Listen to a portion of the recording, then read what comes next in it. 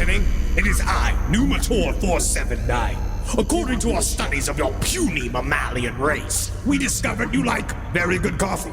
And while it is our evolutionary purpose to cause you psychic torment, we want you awake and vivacious to give it. So try our new blend from Spring Hill Jack Coffee, Reptilian in the morning. Our proprietary blend of lightly roasted cacao husks will have you immediately energized upon emerging from the pain cloaca with all your slippery new eggs. Thanks, honey. Hot, I'm cold-blooded. Thanks to Spring Hill Jack and last podcast on the left, I'm ready to get out there and eat some babies. Get out of the way, Hillary Clinton. There's no place to escape to. This is the last podcast. On the left. That's when the cannibalism started. What was that?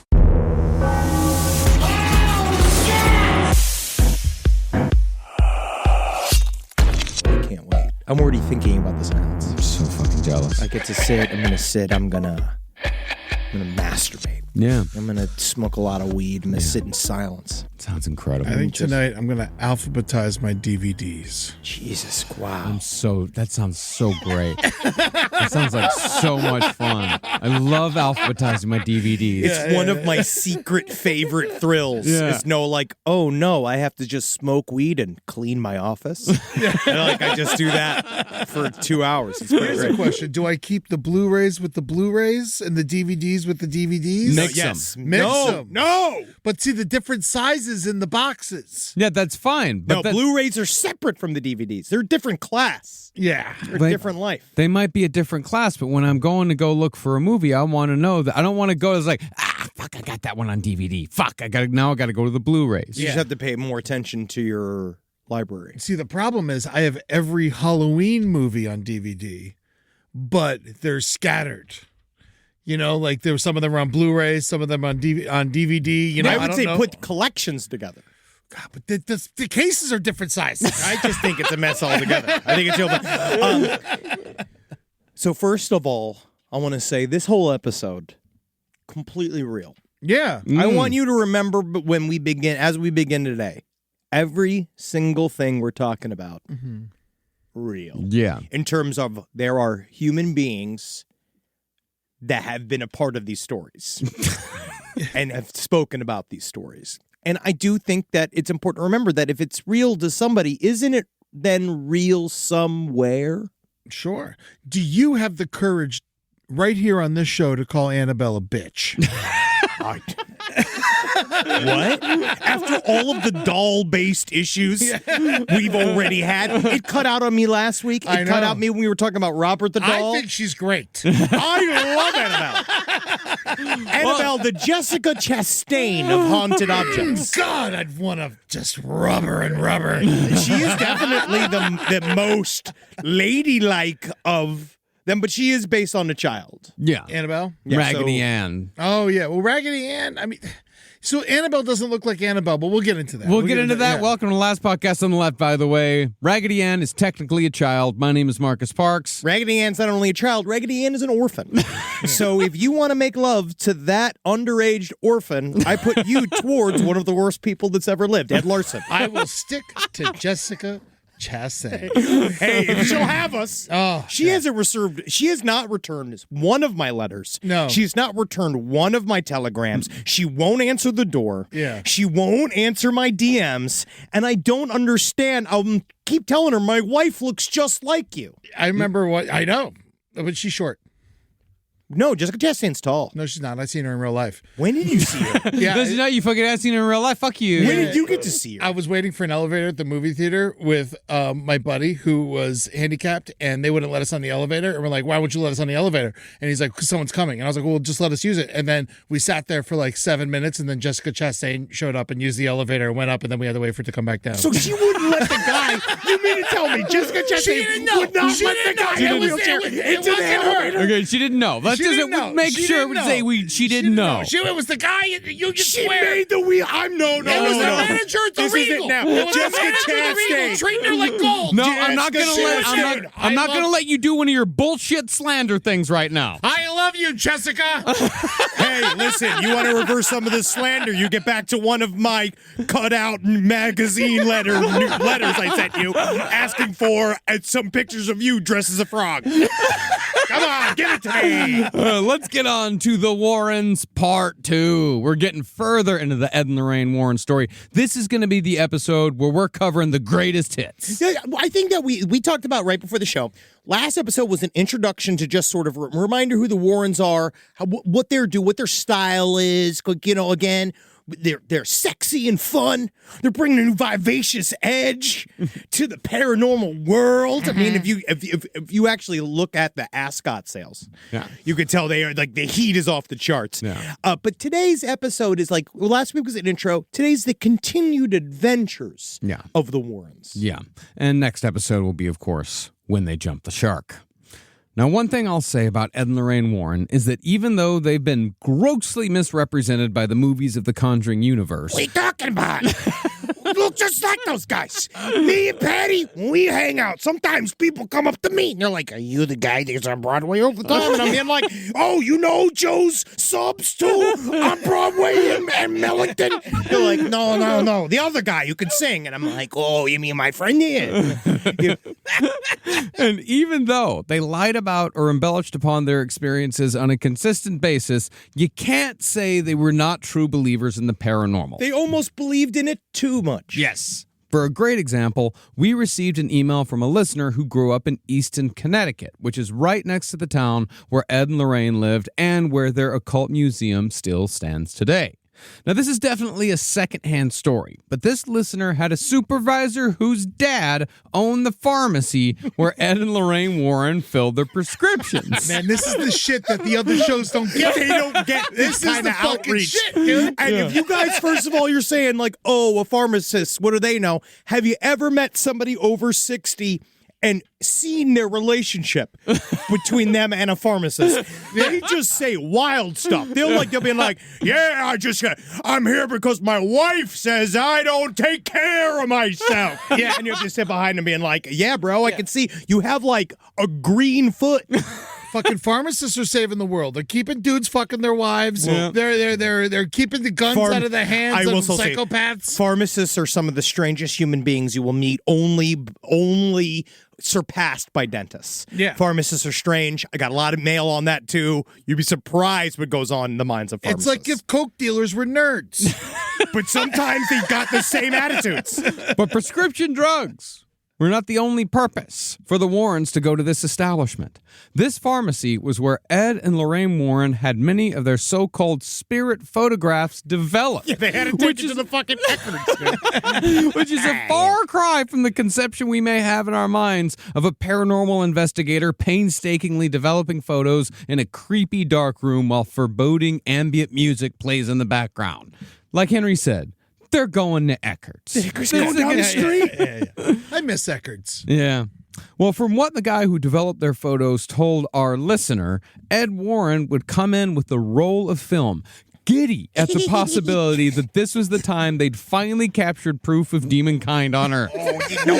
Oh, this one's juicy. You can smell it. You can smell the ghost just from outside the film. Oh, God, I gotta see it. This is real. This is what they said. And sometimes the person who developed the photos would actually let Ed behind the counter to help. Oh boy, let me see the machine. Oh, I better get some. But he called them his goodies. His goodies, yeah. Because Ed, sometimes he just couldn't wait to see the results. He needed to be there when the machine finally spit the photos out under the harsh fluorescent lights of the pharmacy. Too much time. Looking like what's his name from Spawn. Yeah. Oh, the violator. Yeah, oh boy. Oh, you'll be see Lincoln in this one. When Ed left the technician to do his job, however, Ed would come back and immediately ask if they saw anything while developing the photos. Let me take a look at myself. And the technician would, he'd usually humor Ed with maybe they were couple in there that look pretty creepy. I knew I could trust you, Pedro.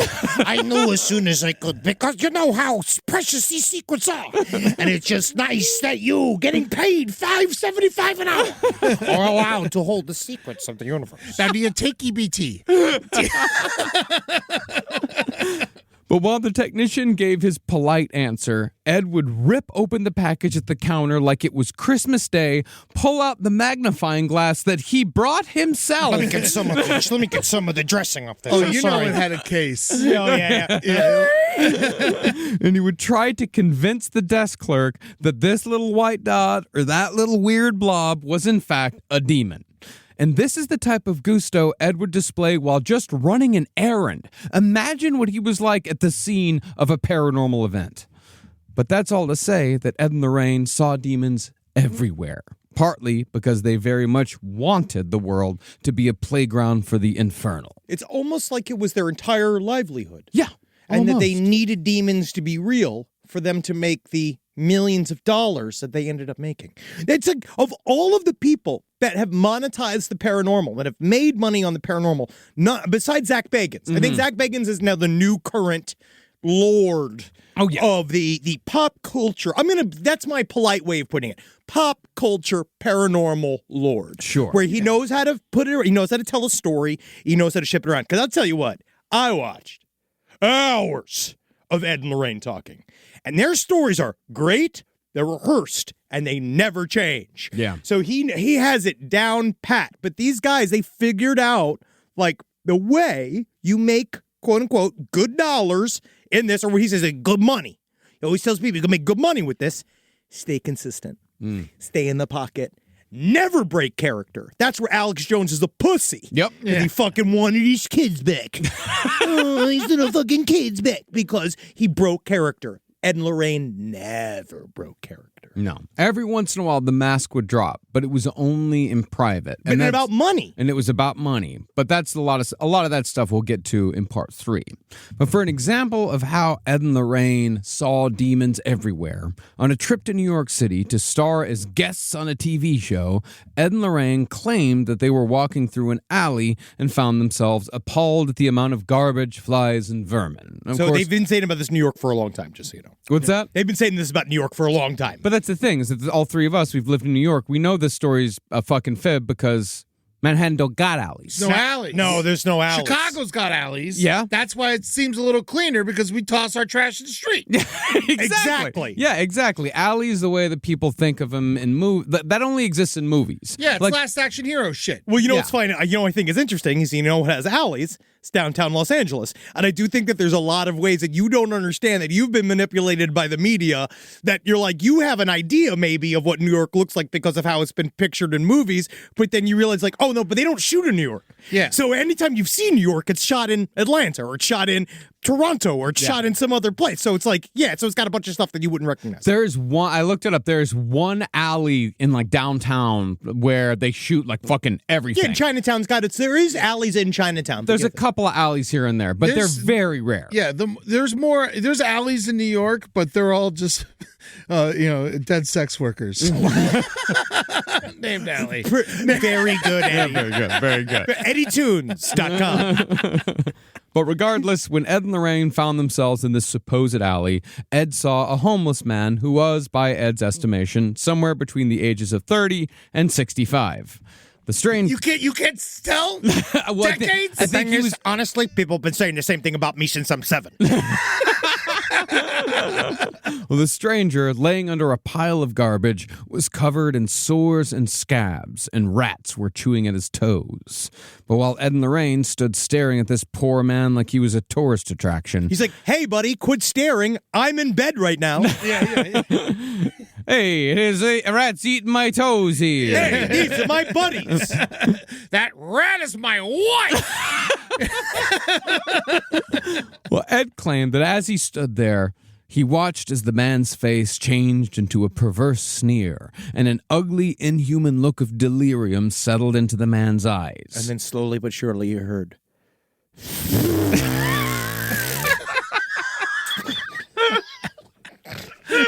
I I see. It was a pre-fought face. I now understand. At first I thought it was a demon, but now I know. That's a pre-fought face. I should know that. I once saw a guy asleep on the subway, like on his back, and like it was a pretty full subway, and everyone wanted to sit down, but he took up like for 3 seats. Yeah. And then we're all just sitting there looking at him, and all of a sudden you could tell he's starting to pee his pants. Yeah. And then the pee stream got so hard that it like went like through his pants and out. Like I was just like, oh my God. That right there is that. Honestly, I know for a fact that's not a demon, that's a man. Because no demon would piss on the subway like that because they understand that they got to be on the subway themselves. Only man ruins their own environment. No, Ed said the guy in the alley, that was a demon. Oh, yeah, of course. It's going Yeah. to turn into a demon. But it's just his idea that we're going to get into what it will turn to be one of our large themes of this series, which is what they really wanted to do was not prove that ghosts exist or demon exists, but they wanted to spread the power of Christianity everywhere they went. Ed Warren, like Lorraine Warren's an interesting type because she really is another one of those who's a true believer, never dropped character. I kind of believe some of the wiggity stuff. Sure. Like I believe a little of the I see your aura. I mean, mostly because of the hair. No, yeah. No, and I said that in the first episode. Like, these people, I guarantee, had a outsized amount of paranormal experiences. I guarantee they did. And also the way they reacted. I was like reading about how like Ed and Lorraine, like during all the before getting into the big ones that we're about to get into, they'd just show up at the police, introduce themselves as demonologists. No irony, no anything. Lorraine was like, I'm a psychic. And she would immediately like tell something like, your mama loved spaghetti, didn't she? I see noodles in my mind. And, you know, and he was just like, my God, my mother did love spaghetti. You know, he's like, his name's like, you know, Officer, you know, Rigatoni. And he's like, no way, my mom loves spaghetti. We're named after spaghetti.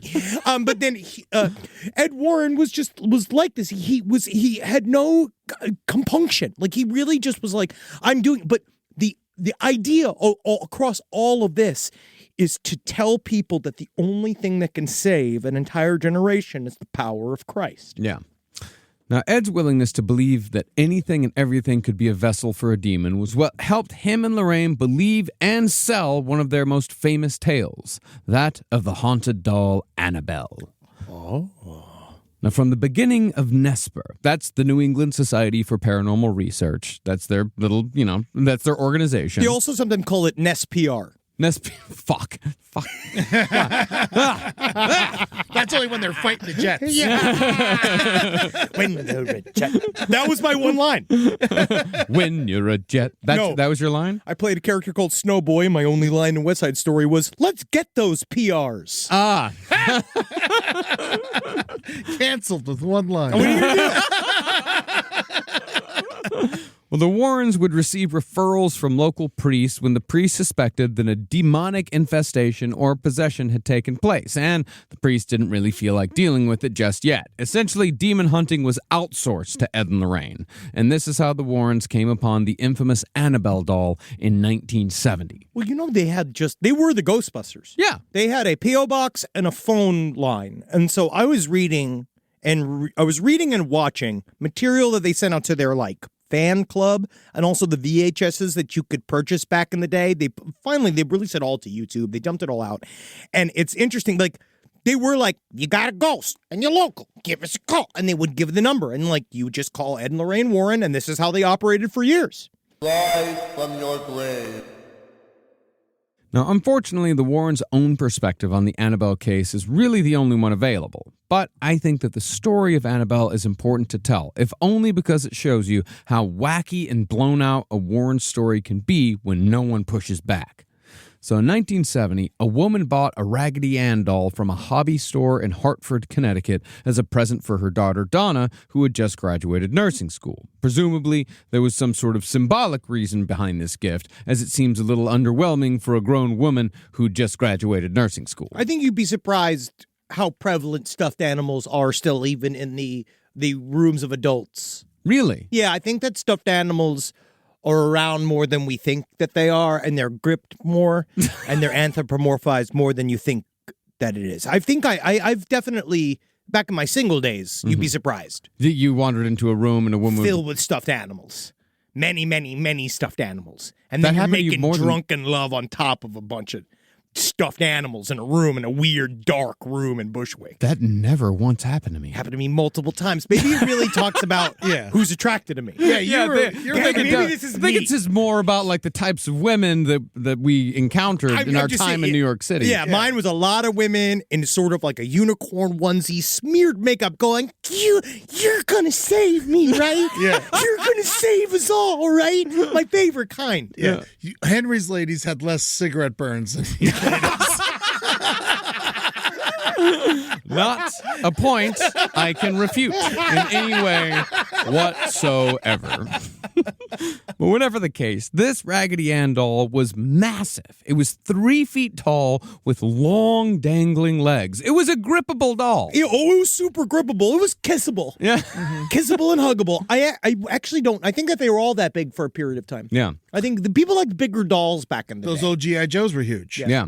Well, made of cloth and stuffing, this doll wore bloomers and a paisley shirt and had the trademark red yarn hair of every Raggedy Ann doll, as well as the printed face featuring the large black eyes and the triangle nose.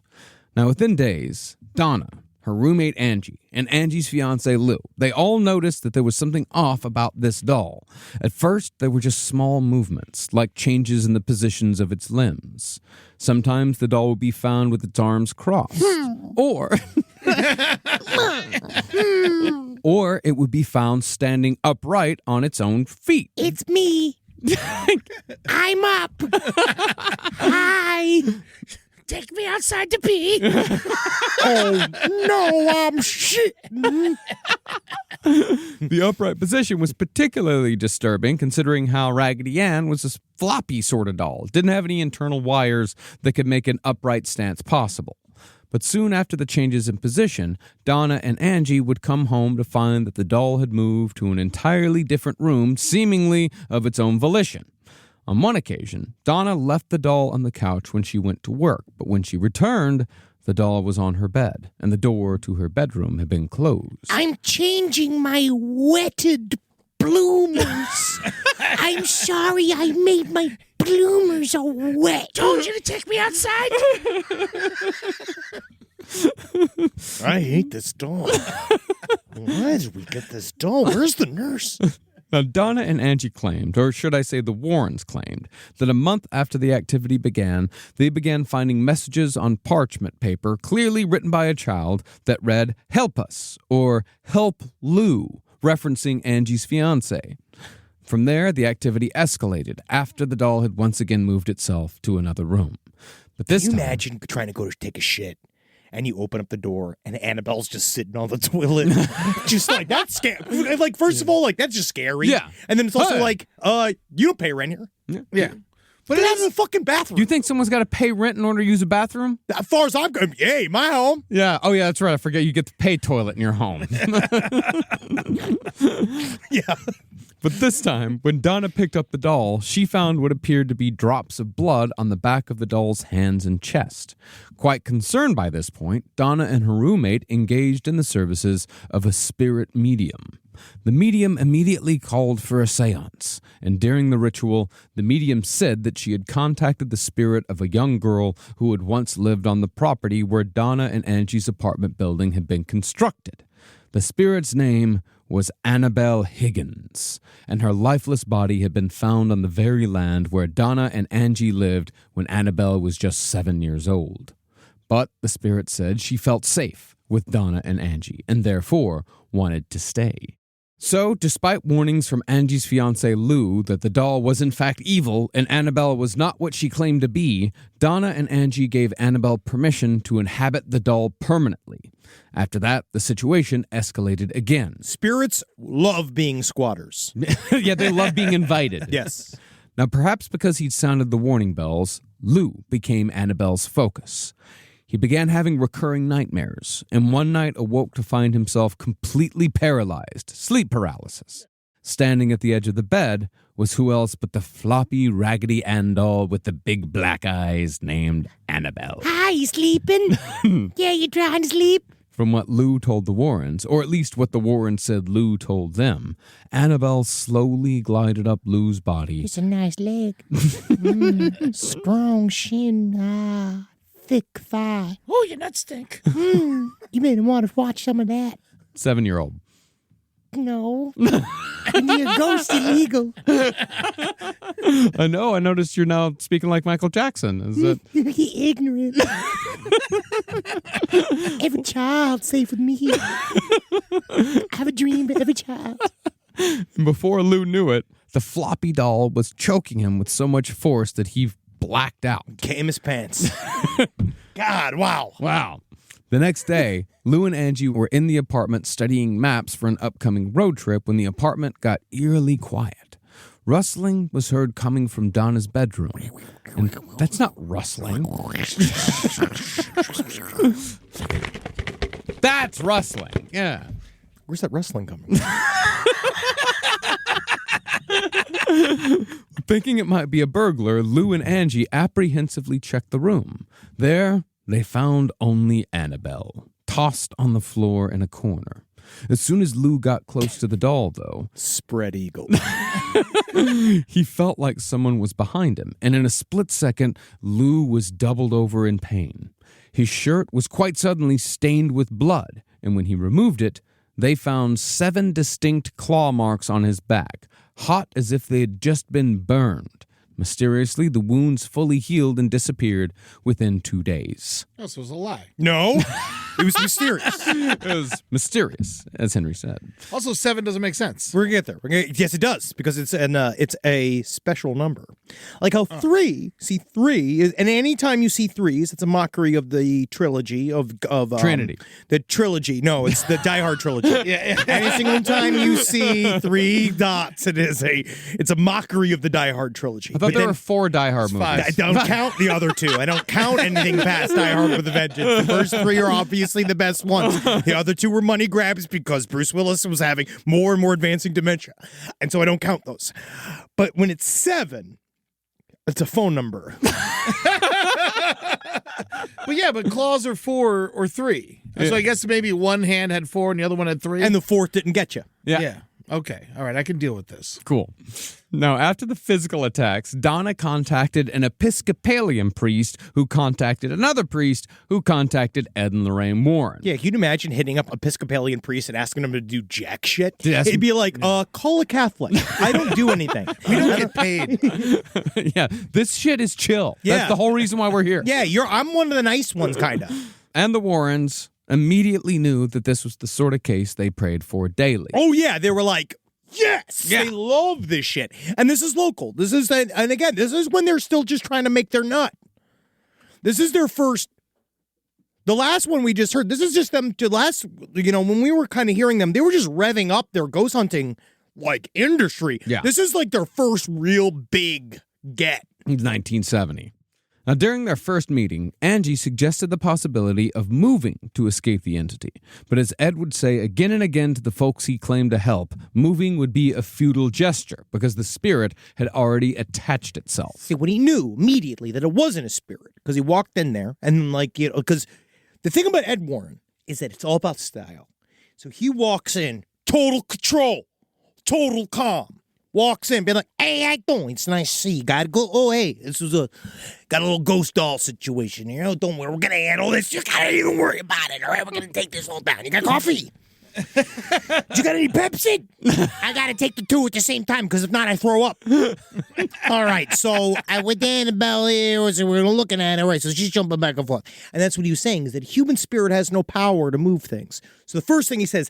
Gotta be demon. Gotta be. Because it's moving things back and forth. No way would he fuck with you if he wasn't, right? Especially, you wouldn't get physically hurt. Yeah. As soon as he heard the scratches, that's a demon, right? Yeah. Boom, immediately. But what he said truly was like, so what you guys did was you set up a bad situation. But the way we know that you are definitely not, like, it's also smells. It's like farting, the doll's farting. It's weird shit's going on back and forth.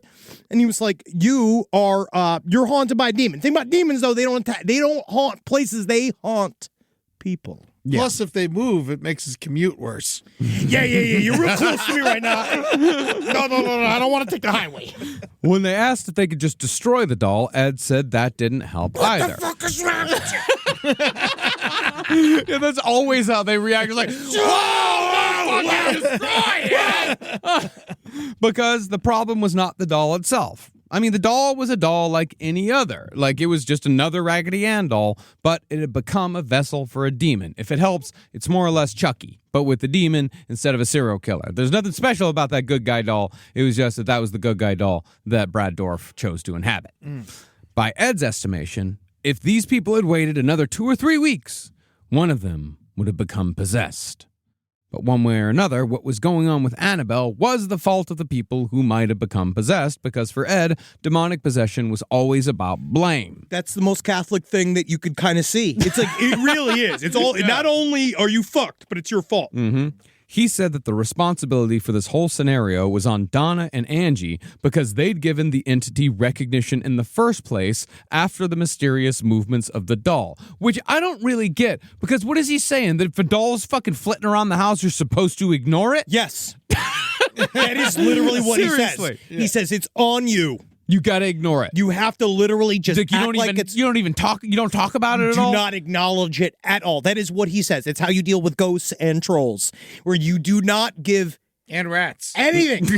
You give them nothing. You're supposed to be bored. Like, what they want is, because again, it's a demon. Because if it was a human ghost, they would be communicating with you in a more direct way, in a peaceful way, looking for, like, a lot of times it's through something, either through a Ouija board or like a pendulum. But he also said the Ouija boards were evil. He did not. He did not. I have clarification on that. Really? He said there's nothing wrong with the Ouija board. It's just that the Ouija board, more often than not, if you don't know how to use it, leads to issues with you. With Again, demons. it's on you. You're the problem. It's always you're you. not not doing it right. Yes, you're The not doing it Parker right. brothers send instructions. There's a whole thing. There's like it's an ancient mechanism. It's an ancient mechanism. But so he feels if you see any sort of activity, this is called the infestation period.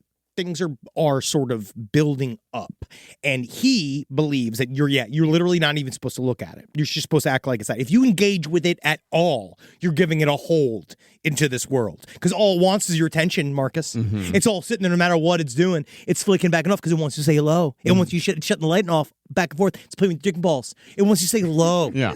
All right, but you can't let it. You can't let it. Yeah, because then otherwise it becomes the oppression section. Like, you can't even mention it to your wife. Or Nothing. Jack shit. So what happens if it's playing with your dick and the balls and you're ignoring it, but you still come? Yeah. Blame it on your thoughts. Say, oh, I must have rubbed it on my jeans hard earlier today. Well, he said they'd given the entity recognition in the first place. That was bad. They made it worse by holding the seance, but the worst mistake they made was giving the entity permission to enter the doll. In Ed's words, doing this was like handing a maniac a loaded gun. And so Ed and Lorraine, it's very hyperbolic. Yeah. And so Ed and Lorraine took Annabelle the doll into their custody. Although I'm a little unclear on how this works, because Ed had just told the girls that the demonic energy was attached to them in particular and moving wouldn't help. Oh, it's and because there's a bit of a jump here where he did bring in an exorcist. So when he came in with Annabelle, they had their first meeting. Sure. It was all like, he talked to Annabelle. He's like, what are you doing, Annabelle? You want to fuck with me? And then nothing happened, right? But then he came back with the priest. They exorcised the doll. They did it all. Like, they had a whole process inside of it. They exorcised the doll. They exorcised the lady. They went, they squirted holy water around, because that's all he does. Because that's the thing with Ed Warren, is that he also says he's immune to the phenomena. He can't see it. It does not engage with him, right? More often than not. That's why he has to do what he's got to do religious provocation, normally, which we'll get to the next story. But he cleared it. So technically he fixed them. But then he took the doll, being like, well, you guys essentially can't be responsible with this doll anymore, so I'm going to take it. Okay. But they can just get any doll and offer it up to Annabelle. I think this was again, it's all about salesmanship. Yeah. Ed Warren, more than anything. Like, Natalie was looking over my shoulder, and there's like a picture of it. Through all the YouTube content, he's doing, like, Ed Warren is leading a tour of his little museum in his house, and he's got the sunglasses inside, he's got the big scarf on, green and purple light on him, and, like, I'm sitting there, I'm like, would you believe it? Some people think that this guy's a carny, and Natalie's like, that's a carny unlike any carny I've ever seen. Like, that is the Lord of carnies. Yeah, he's in charge. Yes. And so he wanted that doll to be a part of his collection. Yeah. Now, for as far as possessed objects go, does it have to be something that looks like a human, or could it be like a bottle of Coke or a Could lamp? be anything. But we learned when we did our Haunted Dolls Redux recently that it is just more, quote unquote, powerful to use a human shaped doll. Yeah. Okay. Well, from how they told it, the demon immediately tried killing the Warrens on the drive back to their home in Monroe by causing the car's power steering and brakes to fail. Meanwhile, like cutting to him eating a cruller, like 44-ounce Dunkin' with him with like 4 bear claws, being like, "Hey, you don't even got time to sit down for fucking lunch." But then she's got out of date oil change sticker. Ding, ding, ding. Yeah, engine light going off. Annabelle is stuck in the wheel. But right after Ed threw some holy water in the back seat like a father absent-mindedly slapping at his noisy kids during a road trip. You want me to turn this car around, Annabelle? Back to Winnipeg! The Warrens were able to get home without further incident. Now, Ed and Lorraine claimed that for weeks afterwards, Annabelle's abilities expanded to levitation, and it continued movement around their house. Don't you float, Annabelle. Listen, I'm going to sit here and I got to write a letter. All right, I got to write a letter to Jimmy Carter and ask him, honestly, what's going on. But what I need you to do is not do nothing. Annabelle, you sit in that chair. All right? You quit floating down, Annabelle. I'm going to fucking tie you to the chair. You're scraping me out. It's like a guy with a bad Bichon freeze. You get down, Annabelle.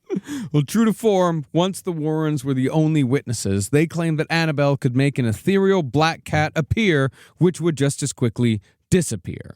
Now, after a year of putting up with Annabelle, during which the doll supposedly tried killing a priest and caused a necklace to explode, all while terrorizing the Warrens' real cat.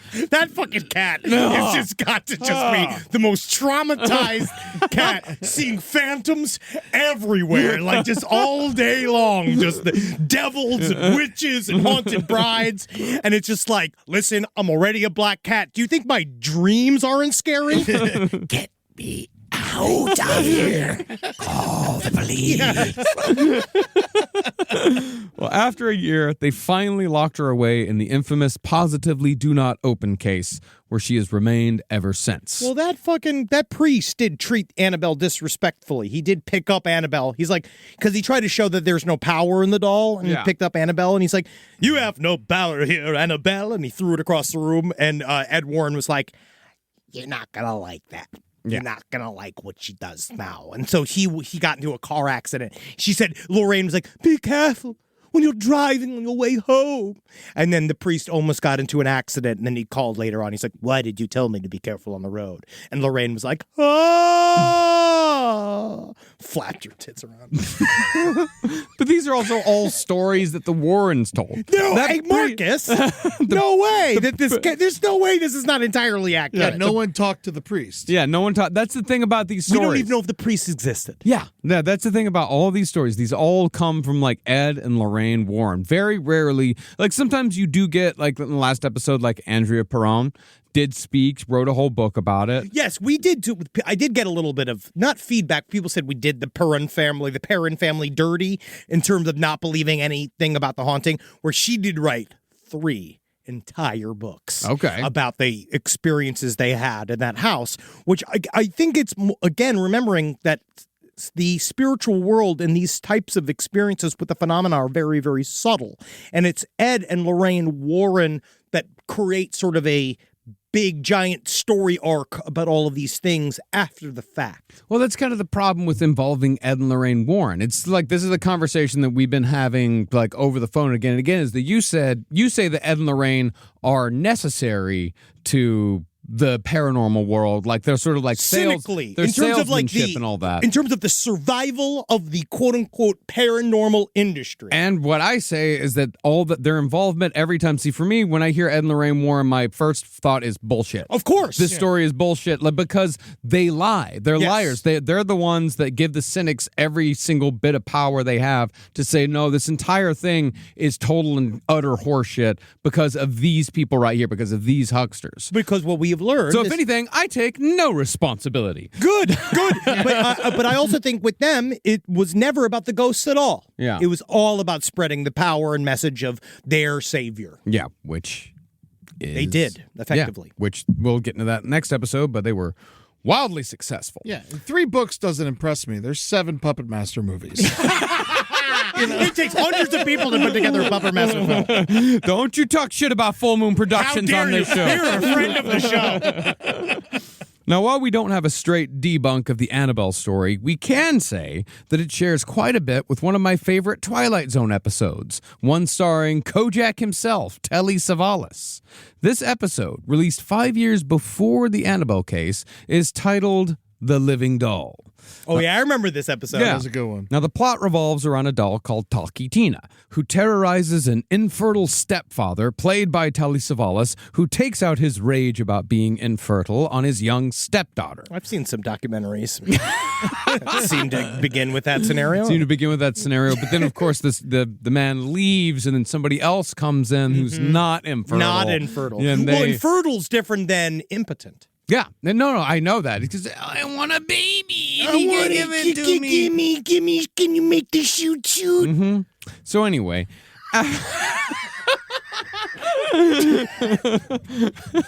after the doll starts talking shit directly to Telly Savalas because he's being mean to the little girl, he tries destroying it in a number of ways. But Talkie Tina always comes back through blowtorch, vice, and circular saw. Talkie Tina.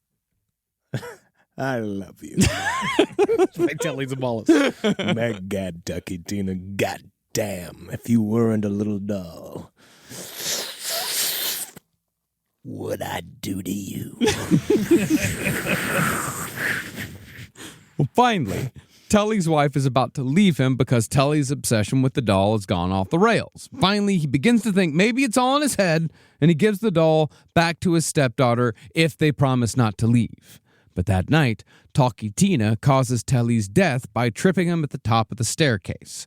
The mother finds his body and picks up the doll, who tells her, My name's Talkie Tina, and you'd better be nice to me. No, you gotta do it like, My name is Talkie Tina, and did it you for better Annabelle. be nice to me. Unfortunately, I just did it for Annabelle, so I feel like it had to change. It had to be different.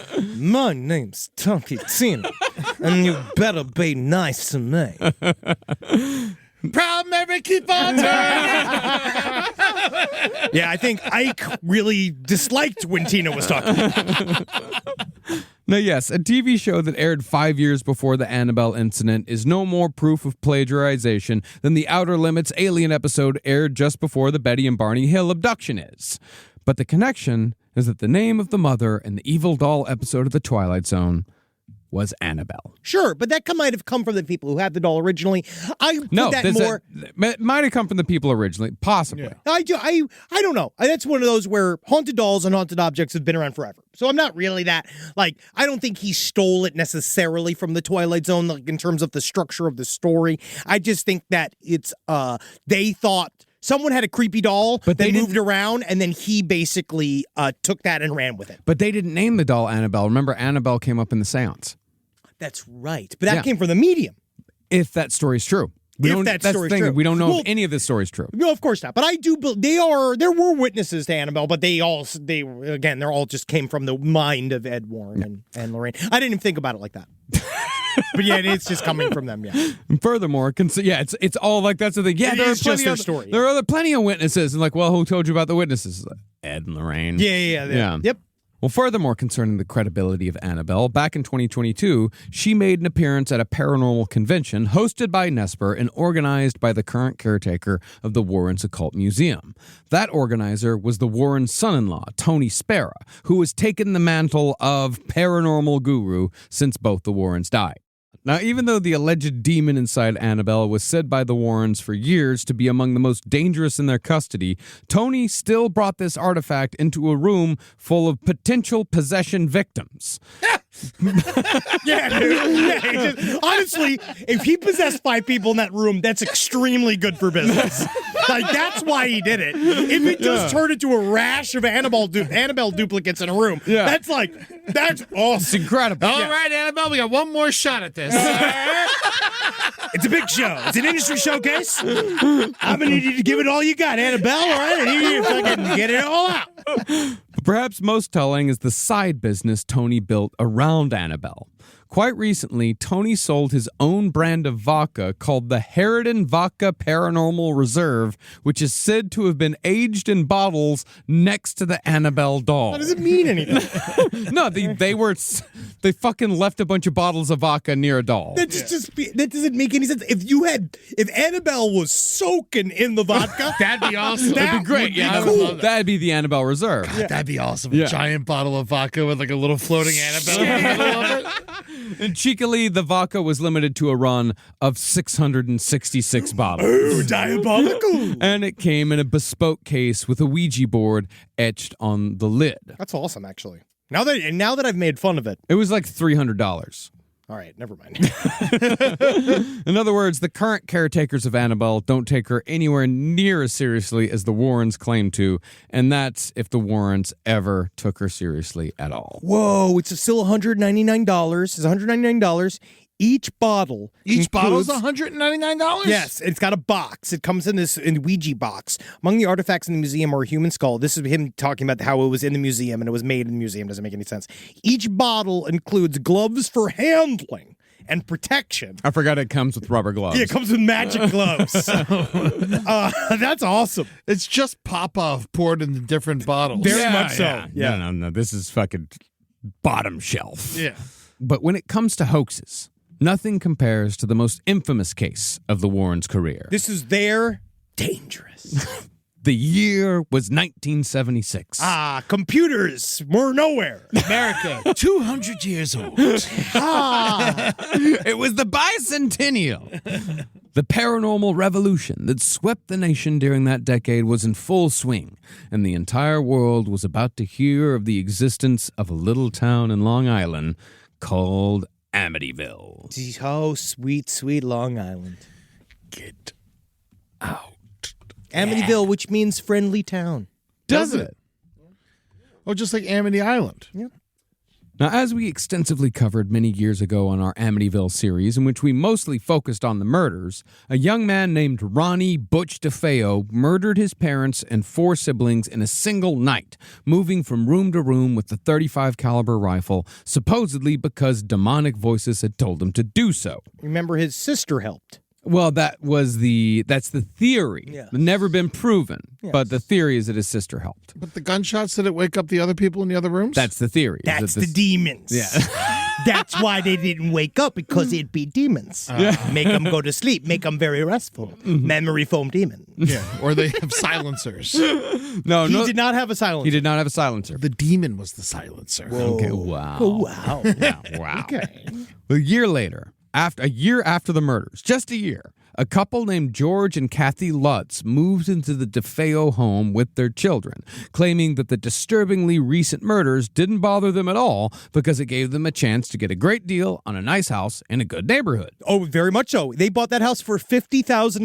Jeez. It is in a beautiful house. Yeah. Crazy property Oh. in Long Island. Do you know where it is, Rob? I know where it is. I've been there. Yeah, you've been there. Yeah, I've visited the Amityville house, or at least I stood on the sidewalk across the street. And this is a nice neighborhood. Amityville itself is quite nice, although everyone definitely knew why me and Carolina were in Amityville that day. Of course. Oh, yeah, they know everybody who's on the block. Yeah. Yeah, they know everybody who lives in the neighborhood, and they know all the looky-loos who come. And I imagine there's no fence. There's no fit. No, they were having a fucking barbecue, dude. But didn't they also redo the sides and stuff? Like, they don't have the cool, like, the No, the eyes are distinctive, still- the eyes- distinctive windows are still there? Yeah.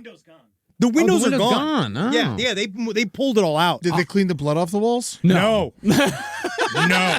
Again, that was a part of the thing. I did find it interesting that the Lutzes, and I don't know, is this true that they used all of the DeFeo's furnishing? I can't remember if that was in the movie or if there was. I think they did end up using a lot of their same furniture. Yeah, they used the stuff. I believe that is true, but I don't know. Side stories, lpotl@gmail.com. Is every story we talk about today going to be a Simpsons episode? Now, famously, the supposed ordeal that George and Kathy Lutz suffered after moving into the Amityville house was chronicled in a book by author Jay Anson called The Amityville Horror, which was subsequently turned into a wildly successful film franchise. And so, as with the other stories, let's first cover the official version. Yes, this is the Amityville is real, the haunting is real, and we're going to go with it for now. Now, the Lutzes claimed that even before they'd spent a single night in the house, the strange occurrences began. Because of the murders, they'd asked a priest named Father Pecoraro to bless the house on the day they moved in. Yeah, no problem. Yeah, all right. That's easy for me to do. You want me to bring my brother, Father Pecorino? He'll bring some cheese. But when the priest entered the room where DeFeo's 2 younger brothers had been killed, he heard a voice telling him to... Get out. The priest said that he didn't tell the Lutzes about the voice, but did advise them to not use that space as a bedroom. I would feel like, I'd be like, if you actually heard a voice saying, get out, it's not about the one room, buddy. Yeah. It's about the house. Yeah, it's definitely about the house. And they did indeed listen, and instead turned it into Kathy's sewing room. They openly they were full atheists, the Yeah. Lutzes. They did not believe in anything, according to the Let's fill it with needles. Now, if you go off Ronnie DeFeo's early claims, in which he said that demons made him kill off his entire family, the infestation of the DeFeo home had begun long before the Lutzes arrived. There was a belief that the DeFeo family was experiencing things in the home, which is why they went and bought this idol, this religious idol that they thought, quote unquote, this is again according to the Wardens, that they bought this religious idol to protect the home. And then they would go on to surround the home with these garish statues. And that's not just because the DeFeos had a shitty Italian taste of decoration. It's because it was to protect the house. Yeah. And it's not just gaudy, weird marble things that I guess are just given to families in Long Island and in Queens. What were the idols? Just like a Virgin Mary and a St. Peter and okay. the very, very Italian St. outdoor. Francis of Assisi. Yes. Yeah. Sitting there with a bunch of squirrels and birds and shit. Yeah, just going like, and you guys got any money? Yeah, and it's supposedly the whole thing resulted, the whole thing culminated with the demon possessing Ronnie DeFeo and Ronnie DeFeo murdering the entire family because of the demon.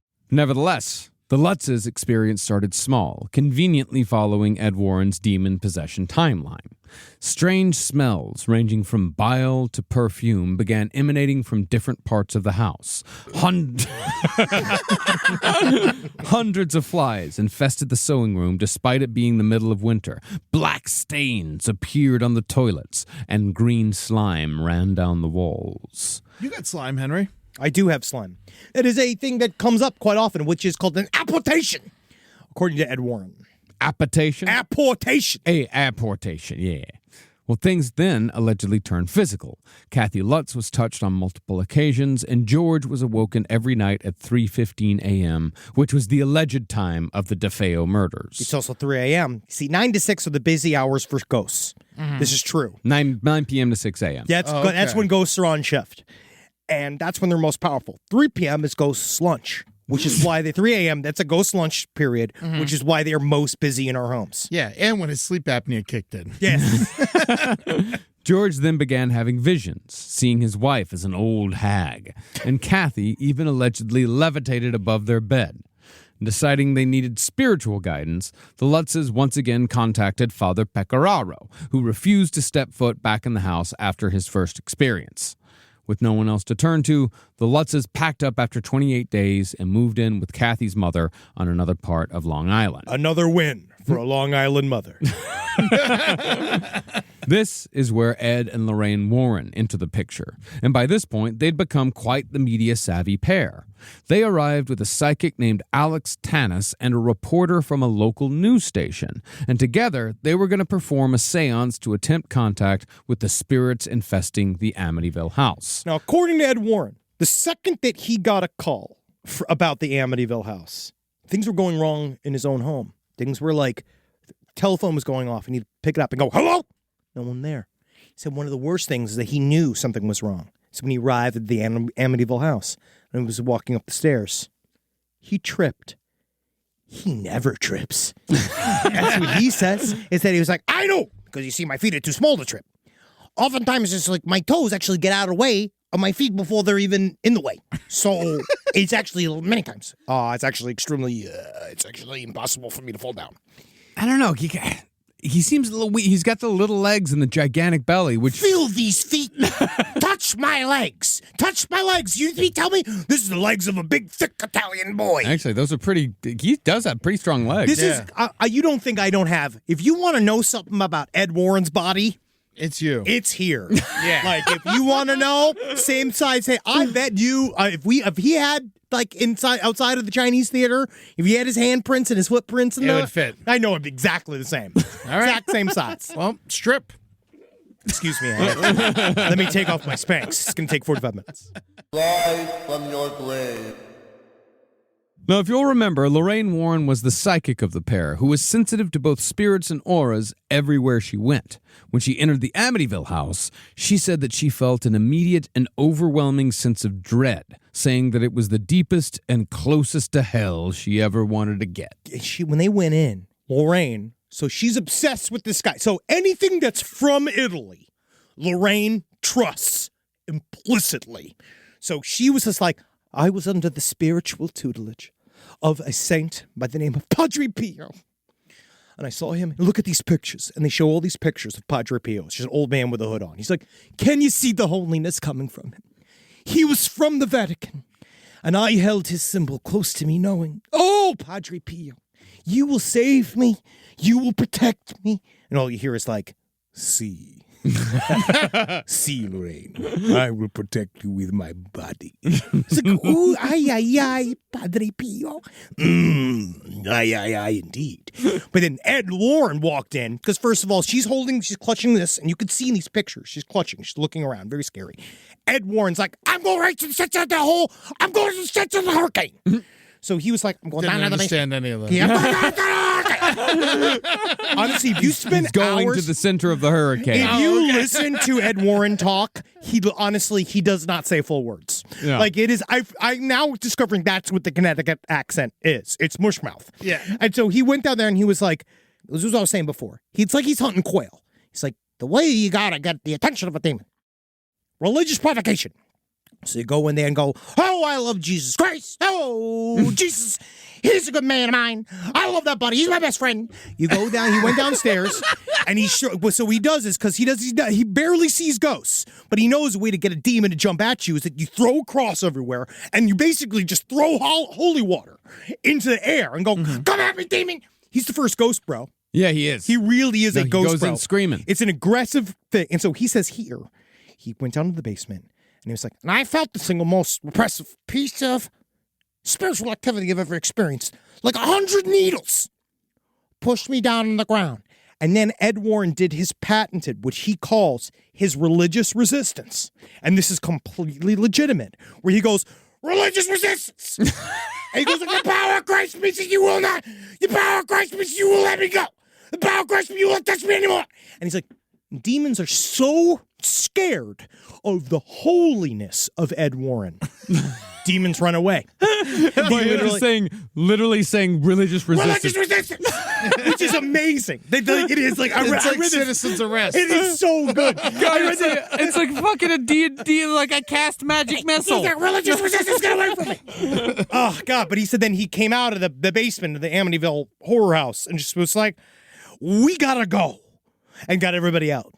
Now, of course, nothing happened when they finally did film the seances. And 3 representatives from the American Psychical Foundation and the Psychical Research Foundation determined there was nothing paranormal in the house. There were a lot of psychical foundations in the 70s. Psychical was a word that they used to give paranormal activity a scientific kind of sound. They were trying. They were trying real hard. I'm not saying that facetiously. I'm just saying it's like psychical was that they tried to get that to catch on. Like, you know, in Ghostbusters where they're studying at a university until they lose their funding. You've never been in the private sector. They expect results. Yeah. No, these are the guys that were the ghosts. These are the guys of the American Psychical Foundation. Those are the guys of the Ghostbusters before they get fired. Okay. But the Warrens did take a series of photos. And they claimed that in one photo, they captured the ghost of one of the DeFeo children.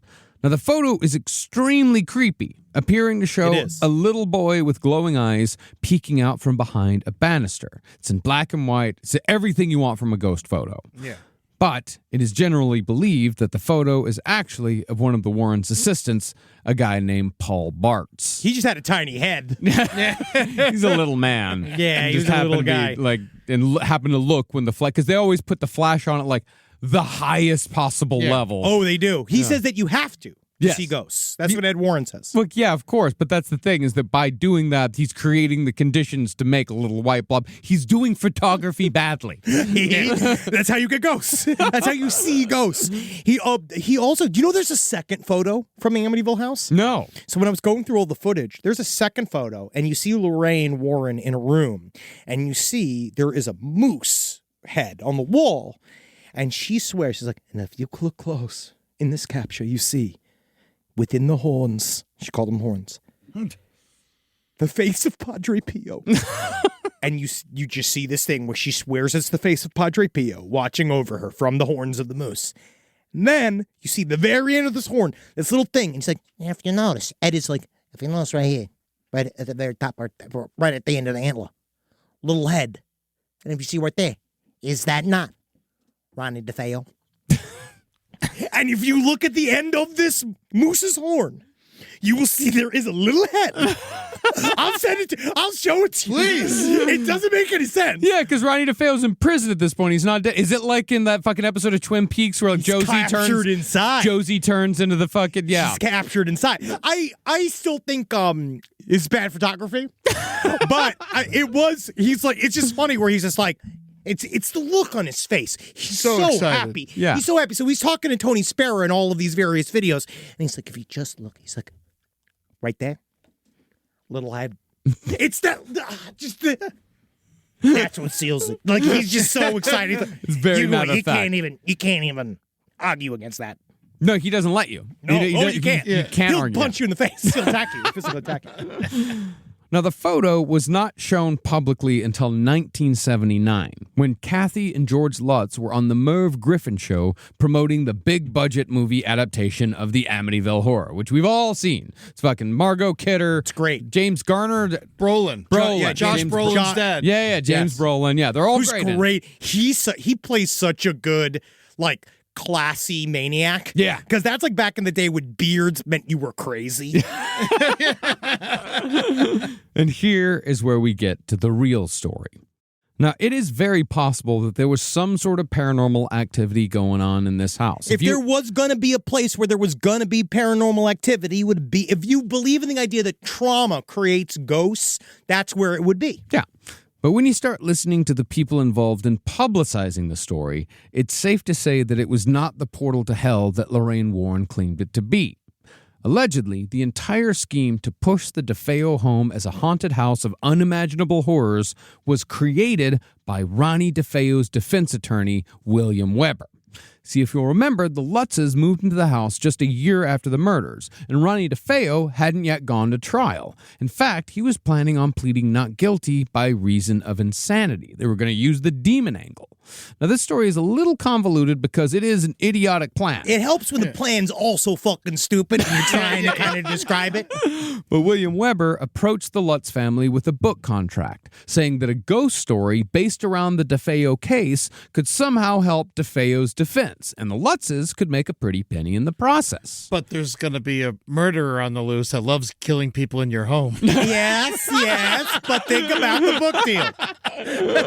That just leads to more book deals, buddy. If he comes back and kills everybody again. No. Go to the hospital. You'll never have to deal with him. You'll never see come back. He's not coming back here. Now, the original deal was that a writer named Paul Hoffman was going to take 40% of the profits, while Weber, who was the defense attorney, George and Kathy Lutz, and two other people involved in the deal, they would all take 12% each.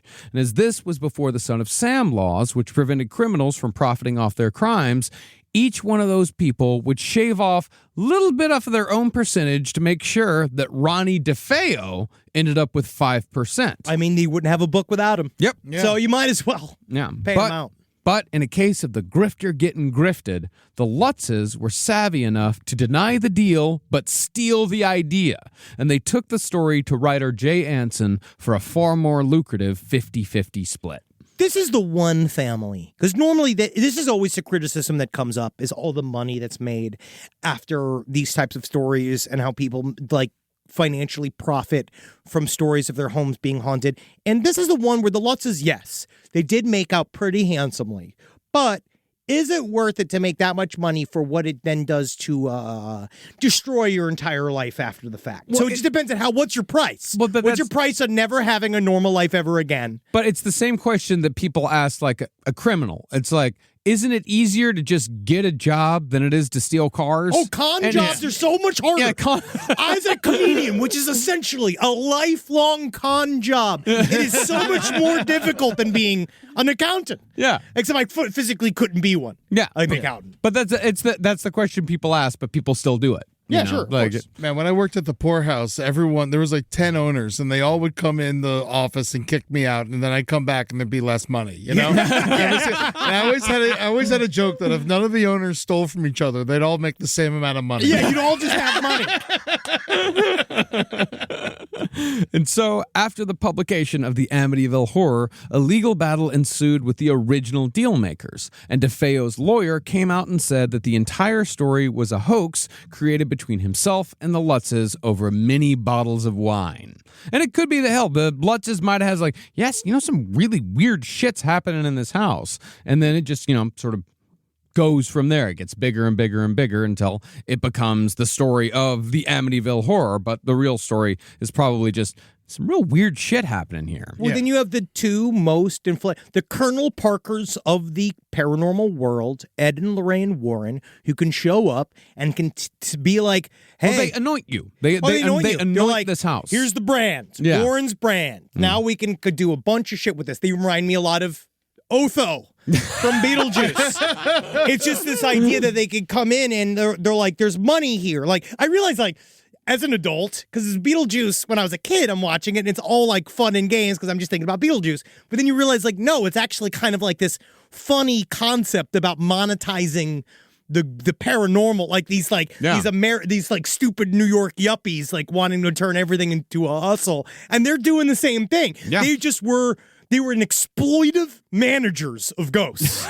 And they figured out how to basically turn them all out like the Jacksons. Yep. And ghosts are great talent because you don't got to pay them. You don't got to pay them. They don't got to get a cut. Yeah. You know what I mean? And there needs to be some form of goth cop that can get in there and can get in between these con men and ghosts. Yeah, the goth ACLU. There has to be the goth ACLU that can arrive, act as ghosts, maybe just be kind of, I don't know, undercover as ghosts and show me like, oh my God, I'm chilled to the grave, Damien. Yes, totally a ghost. Like just fucking get their asses, dude, because they're fucking trying to drink ghost milkshake. That's right.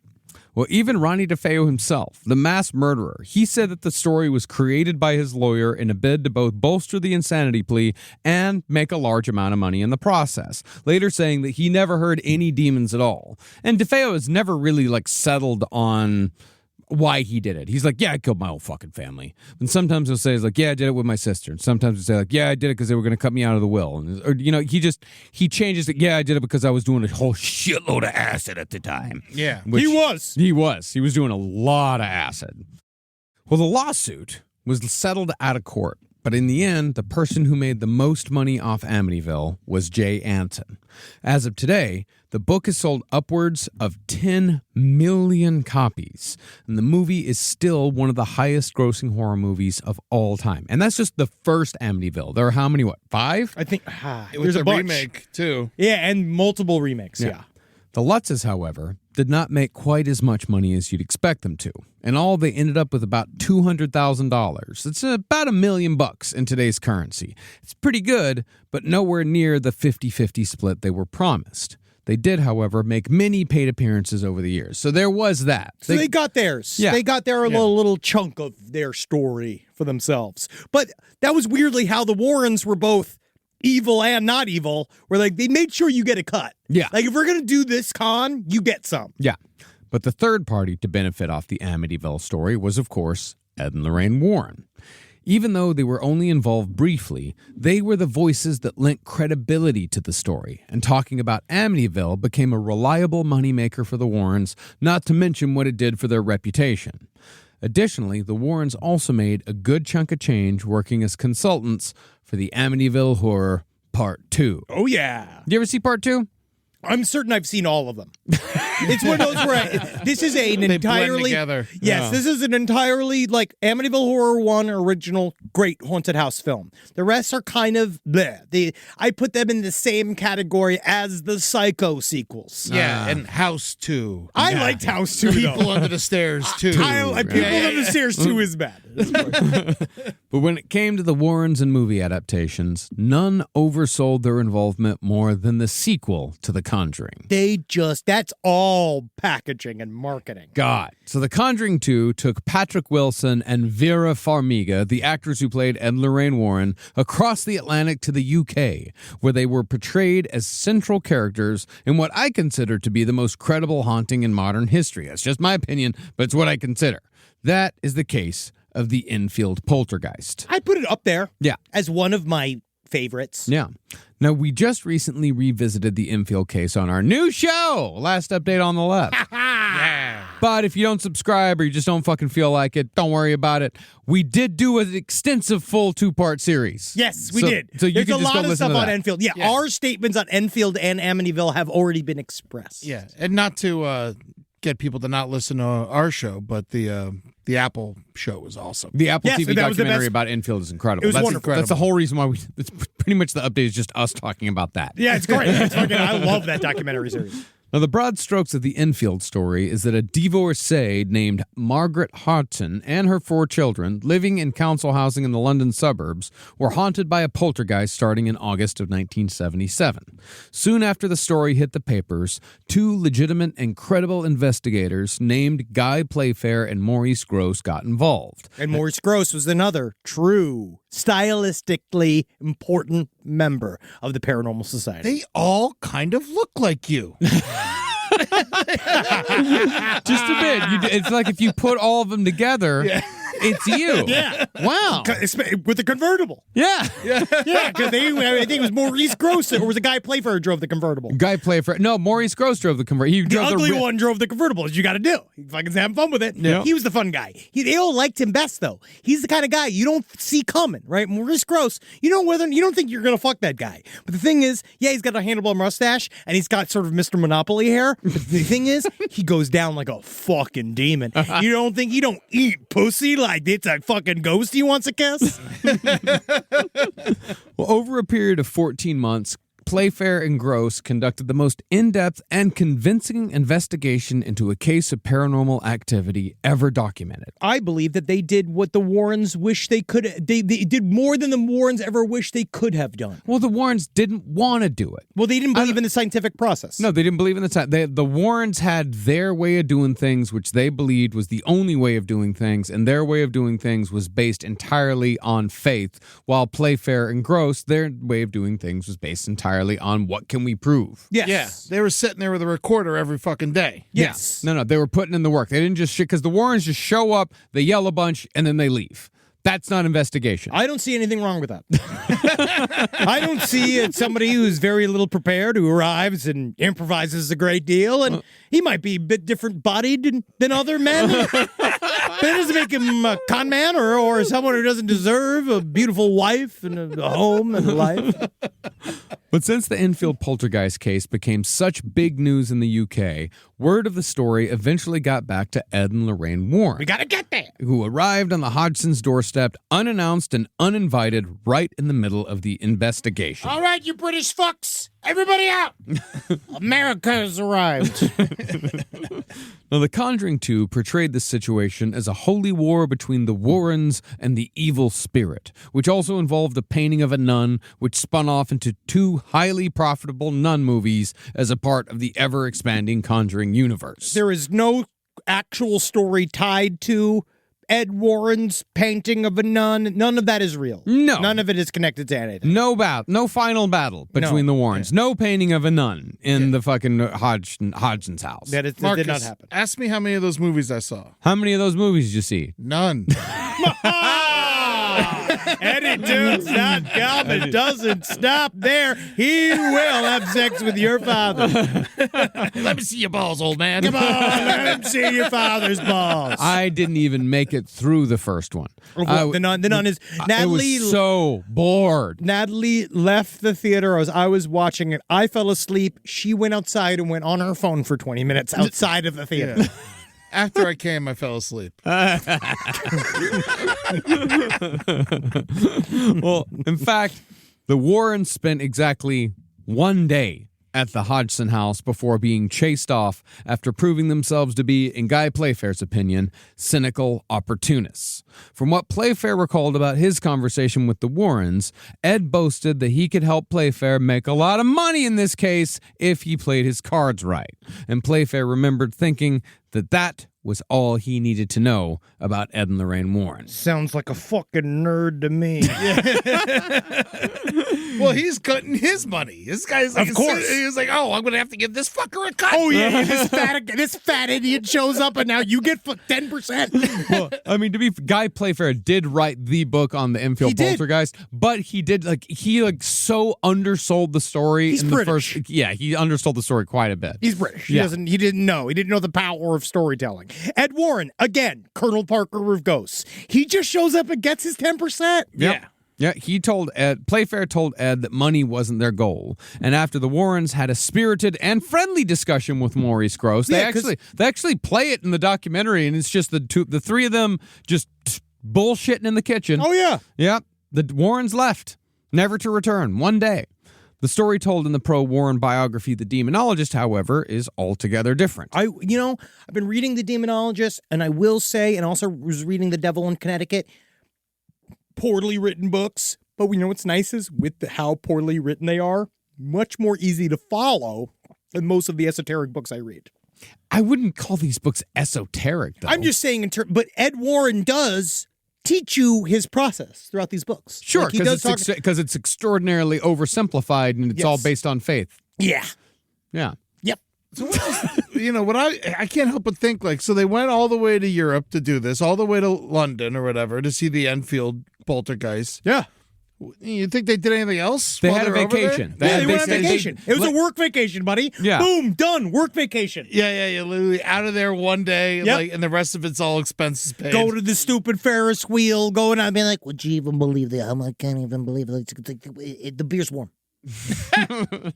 Well, Ed blamed the phenomenon on the mother being divorced and being on welfare, and additionally blamed the girls for using a Ouija board. Ed also claimed that he investigated the haunting for a week instead of what it really was, which was one conversation in the kitchen. We're going to see his involvement in these stories and all these things. This is going to be a trope. Yeah. He's going to exaggerate more and more as we go. Yeah, and you will also see that the more he is actually involved in the story, the worse things are. Well, in his version of the Enfield Poltergeist, he claimed that the girls described seeing black, cloudy figures manifest out of thin air. This claim is especially galling because from what I can remember from the hundreds of hours of tapes recorded in the Hodgson house, I don't remember them ever talking about spirit manifestations, much less demonic cloud monsters. No, they did not say any of that shit. No. This actually was a fairly compelling, haunting story that involved all the fishy stuff was her jumping, and there was like the story of them, cornering the girls, and one of them sort of admitting that they were making it up, but that even was done behind closed doors and was super weird. It was with the puppeteer guy, the ventriloquist. It was with the ventriloquist cornered a couple of couple of little girls alone in a room, and convinced them to say that everything was a hoax. Because guess what? All you have to do is throw your voice across the room, and all of a sudden going like, made it up. And they're like, the other girl's like, that's amazing. And he's like, see, I didn't move my mouth. Yeah, and that's why I didn't open my zipper either. That's what I liked about Playfair and Grosse too. He's like, yeah, they did try hoaxing a lot of it. They were very bad at it. Yeah, they were dumb. They were bad at it. Yeah, there were a couple of little girls. There was a ton of shit that they did not hoax. But really, Ed's claims about their involvement at Enfield, they're relatively harmless lies. But that was not the case 2 years later in 1980 when the Warrens became involved with the case of young David Glatzel. This was the infamous Devil Made Me Do It case, which was a straight-up murder portrayed in The Conjuring 3. Now, to give credit where credit is due, much of the information about this case comes from the highly recommended Netflix documentary The Devil on Trial, which very much shows how intensely traumatized a person can become after going through a so-called exorcism. This is one of my favorite parts about this series, is that there's so many angles of information. You can really see where everybody's bias lives. Yeah. Because Ed Warren and Lorraine Warren they have all of their versions of the stories are heavily documented, and they put it down beat by beat by beat by beat. What's nice about this one is that you got the courts involved, so you have to have there is some outside eyeballs on this story. And Amityville as well also got the courts involved as well. Yeah, so there's some outside eyeballs looking at this, so it's really interesting. I don't know what happened. We talk about exorcisms all the time. Most of the time, it seems to be a really good way to just torture a child for a bunch of weeks.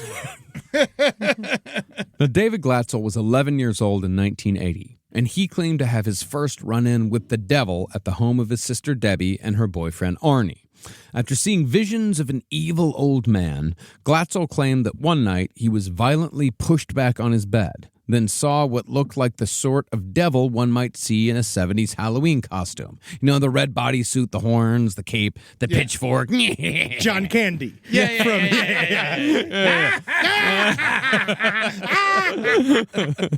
But the eyes, Glatzel said, were black as a chunk of coal. And David, again, 11 years old, or Adam Sandler in Dirty Work. Come with me. Sorry, that immediately got in there.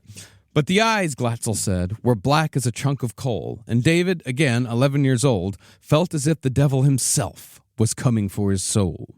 Now, since David was from a Catholic family, his mother called their local priest to bless the house. This, however, seemed to only make the entity angrier. David's behavior became worse, and before the Glatzels knew it, Ed and Lorraine Warren, still riding high off Amityville, they were knocking on the door. Now, the Glatzels found the Warrens to be quite affable, the sort of people you could trust, which is how most people saw the Warrens. They say Ed was down to earth. Yeah. Lorraine, just wispy enough to talk to. Mm-hmm. But Ed, possibly overconfident after tasting a bit of fame, he went all in on attacking the supposed demon from the word go. Oh, yeah, dude. Now, Ed started questioning young David Glatzel, provoking what was there. Think you better than me? Think you fucking better than me? Well, after religious talk, holy water, and the invocation of Christ's name, Ed got the entity good and angry, then asked it to knock 3 times if it had the power. And according to some members of the Glatzel family, this supposedly happened. 3 knocks powerful enough to shake the whole house came soon after Ed's request. Meanwhile, Lorraine had been, quote-unquote, discerning the vibrations of the family, trying to figure out who all the demon had attached to. Mm-hmm. This is when Lorraine pointed to David and said that there was a large, dark mass standing next to the little boy. It was, as they suspected, a demon! And this absolute declaration terrified everyone present. See, this was a pattern. This was a show that they had built.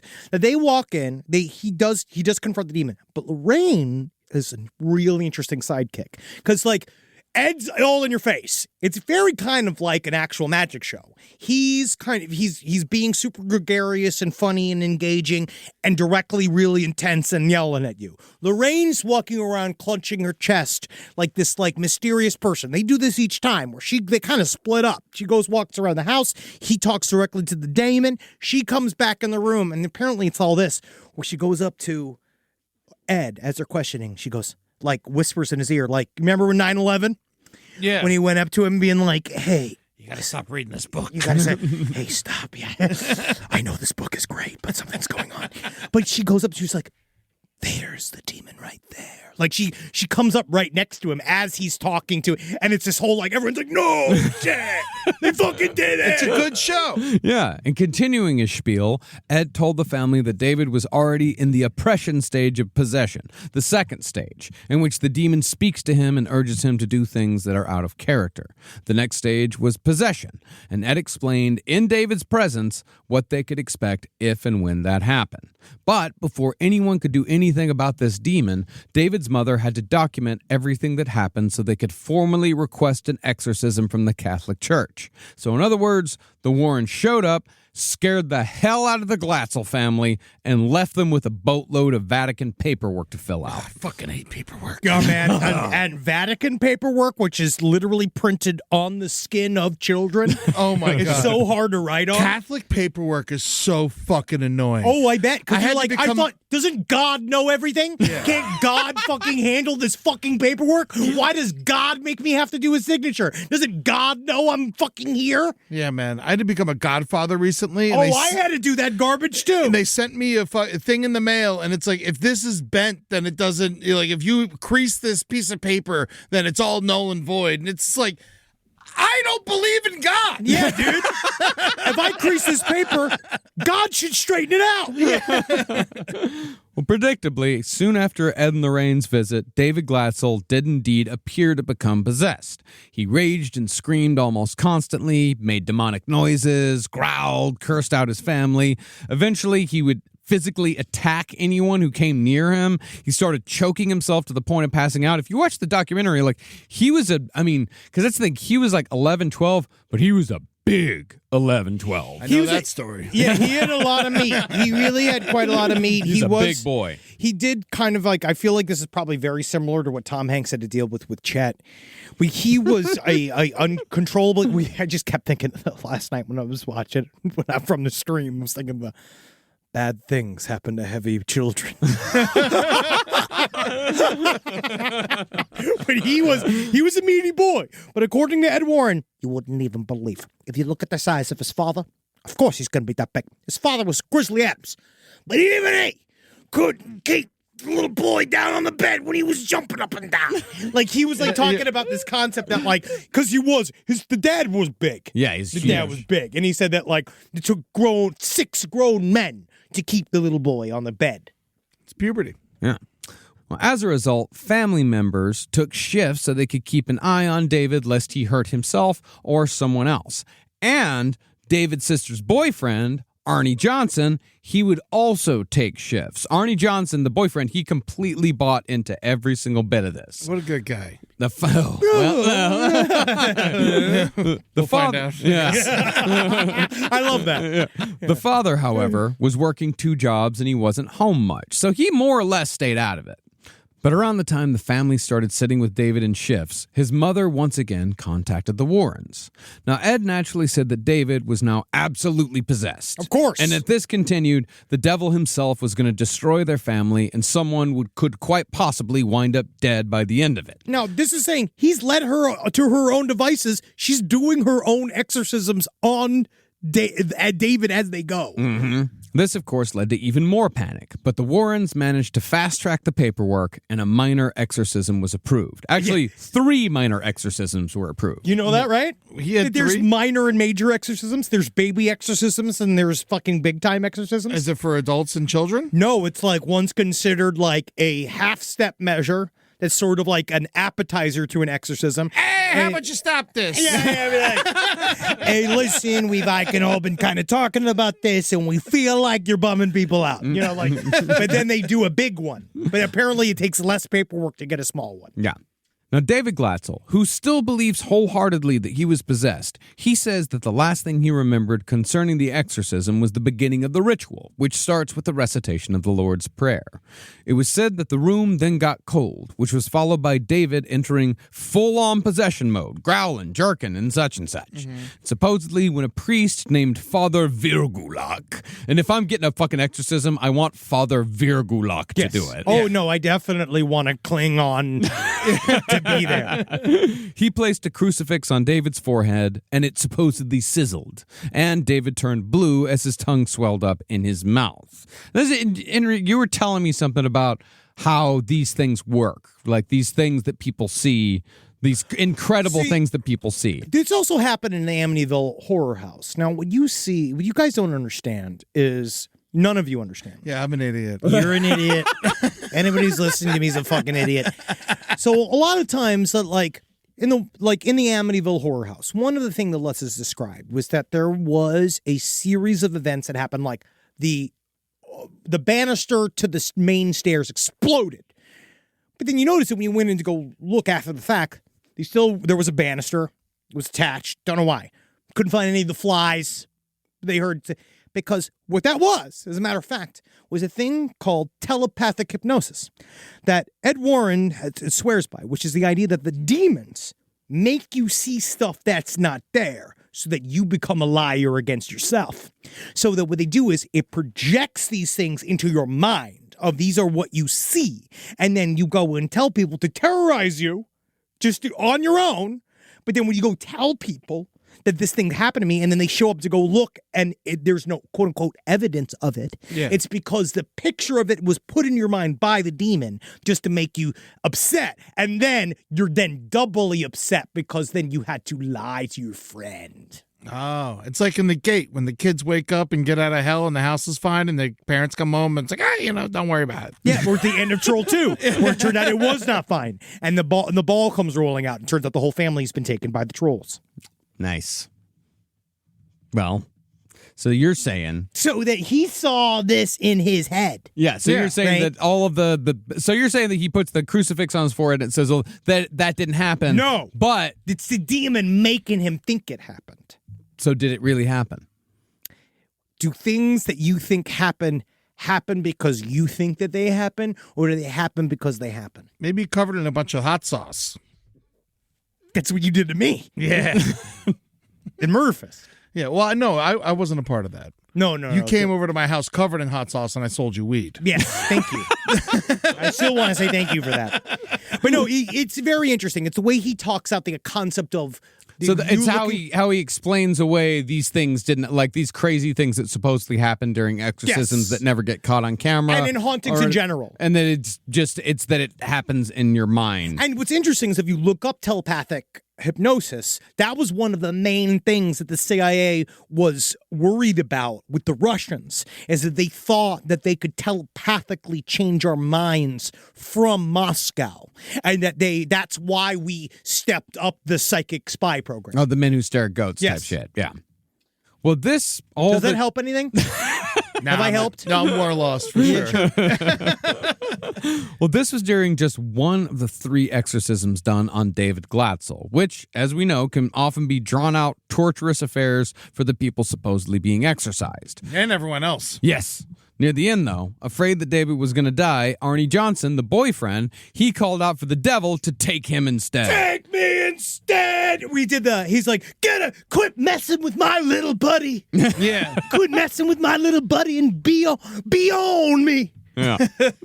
And that's when the exorcism just sort of ended. Although Ed Warren did admonish Arnie for opening himself up to demon possession. They all were angry. Yeah. Lorraine still talks about it. She was just like, you never challenge Damon. Mm-hmm. Yeah, because Ed and Lorraine were there during all the exorcisms. Like, Ed's there throwing the fucking... And it was recorded. Water. It's all recorded. But their entire job is challenging demons. Yeah, but not Arnie's job. Yeah, Arnie doesn't know how to do it. Arnie don't do it right. Because remember, Ed Warren is he's a Christian superhero. Ed and Lorraine are superheroes in their own Warren mind. Got bitten by a radioactive Christ. He is literally he is spirituality personified. Yeah, sure, he might not seem like that when you're collecting his tolls on the highway because he's a bit irate because he doesn't understand taxes go back to help everybody. But also, he just fucking knows that his religiosity is at its maximum. Yeah. And Arnie's the gung-ho rookie that gets shot on this first shootout.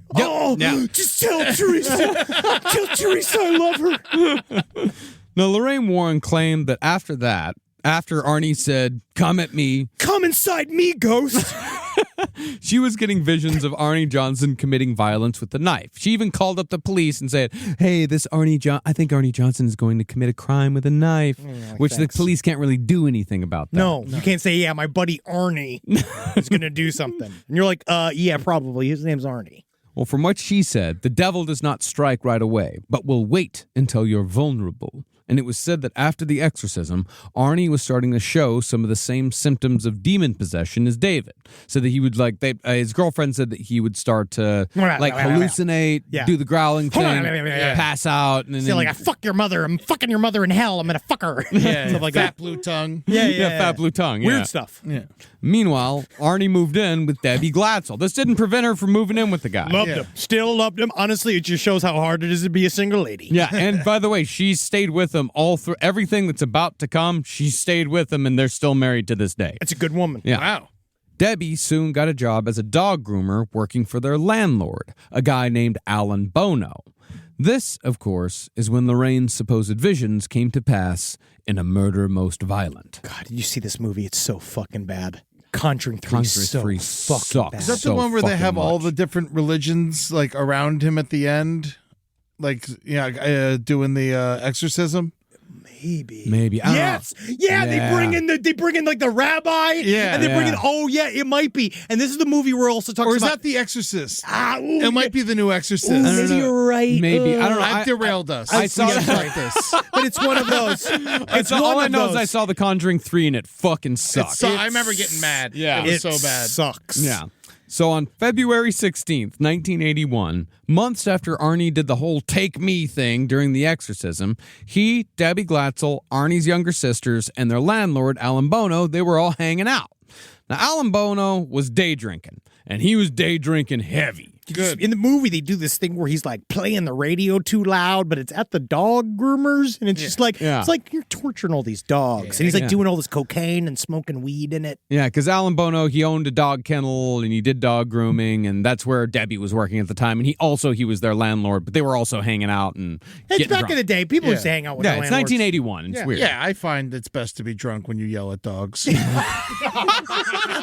Leave them alone. I don't know. I was friends with one of my landlords Yeah, back in I was too. I've in been- Lubbock. Yeah. Yeah, in Tallahassee, we were always friends with our landlords because they turned out they were like. Now I realize I thought they were ancient, but they were like 25. Yeah. Well, after Alan started day drinking, Debbie told everyone to leave because Alan was getting weird and aggressive. This, Arnie claimed, was the last thing he remembered. From later testimony, Bono grabbed Arnie's sister's arm and refused to let go. Arnie confronted him, and while his sister ran for the car, Debbie tried standing between Arnie and Bono. Arnie then began growling like an animal and pulled out a pocket knife, which he used to repeatedly stab Alan Bono, ripping open his chest and stomach, killing him. And you know, it's not easy to kill somebody with a small knife, but if you do it fast, you do that fact that like stick, and you fuck, fuck. You know what I mean? Like that's how you get somebody fast. You're literally practicing for prison. The next time Arnie was seen, he was being picked up 2 miles from the scene of the crime. And according to his story, he woke up in the police station having no idea why he was there or what had happened. And they show in the movie, and apparently that's how it was. He was covered in blood. The cops came up to him, and he was like, "What'd I do?" Now, immediately, most of the Glatzel family and the Warrens were convinced that Arnie had been possessed by one of the demons that had possessed David. And it was this demon that made Arnie murder Alan Bono. As a matter of fact, they were so sure they went straight to the police. Yeah, that day. Yes. Arnie's defense attorney, however, a man named Martin Minella, didn't believe the possessed by demons angle, but still went to speak with Ed and Lorraine Warren to learn more. Supposedly, Minella's mind was changed after the Warrens played him audio recordings of alleged demonic possessions. Now, Ed Warren, The ones that just sounds like a bunch of cats. well, he played the video. If you listen to the possession footage, it does still just sound like a kid screaming. Yeah. Like when we covered Annalisa McKell and you hear those screams, I still feel like those screams were way more haunting for me. Like it was kind Well, of that's the screams of a dying girl. Yes. But there's something here where this guy, I just feel like, let's just put it out there, Martin Minella was desperate for an angle. And when he went in there, and they're like, "You gotta look at this. This is the only way it could possibly be. There's no way." Because Ed was so, but he's like, in this tape right here, what you're hearing is a little boy. Because it's true. She goes, because in like Daniel, the Glatzel's going, "You're a douchebag, Mom. You're a douchebag." And he's like, "No child knows the word douchebag." You know what I mean? It's adults and stuff like, how dare you think that anybody would call, because Yeah, it that was. a 12-year-old boy would know the word douchebag. Also, think about how fun that would be to fake being possessed so you can call your mom a fat bitch, because that's all he does is call her a fat bitch over and over again. Like, how fun that would be to go like, blah, blah, blah, blah, blah, you know, like, and you can get away with all that shit, dog. You could say anything you want, dude. And that was one of the theories. Yeah, Radiohead sucks. Like, whoa, holy shit. hey. He must be possessed. Well, the problem with the devil made me do it defense is that one cannot legally prove nor disprove the existence of demons in a court of law. Yeah. Manella, however, thought that he could make a convincing argument if he was allowed to play the Warren tapes in court. Because they do talk about, they consider God real in the court. That's what they're trying to say. It's like, well, we swear on the Bible. Exactly. Yeah, so why can't the devil be in there? And it's because you're trying to get a guy off for murder. This other thing is literally a quaint old way we've always done things. It's an archaic symbol. Yes, of quote-unquote honesty, but it seems like more people that hold the Bible in their hand are lying than more often than not. Wait, then it's like, the other way, it's like, but it's actually not an excuse for him killing somebody. Yeah. I mean, we can come to the conclusion that Arnie definitely was not pro bono. EddieTunes.com. That's number 3. Number 3. We need to get a stinger going. EddieTunes.com. Well, concerning the Glatzel family, one member had a far different perspective on the affair than what was presented in The Demonologist and The Conjuring 3. That member is David Glatzel's older brother, Carl Glatzel. Carl believes that his brother was simply having severe mental health issues and said that while his mother put on the appearance of a holy roller in public, she never believed in demons until she met Ed and Lorraine Warren. Furthermore, Carl Glatzel said that while David was certainly acting up before the Warrens arrived, it was only after Ed Warren walked David through the symptoms of possession did David start acting possessed. It started with the priest. The priest comes in, we're going to bless the house. He starts acting a little crazy, and then when fucking Ed Warren comes in and says like, okay, this is what happens. He tells him exactly what to do. He says like, you're going to make noises. You're going to curse out your mother. You're going to thrash around on the bed. You're going to like, he asks you these things and the way very leading questions. Yeah. And basically, from Carl's perspective, the Warrens had given David a walkthrough on how to put on a show. Then they came by every day for a week to record that show, which gave everyone in the room exactly what they wanted. David got attention, he got praise, while the Warrens got their evidence. But as far as how Carl Glatzel knew that all this was just an act, he pointed to one telling, if abusive incident. This is one of those that feels like a Cat Williams bit.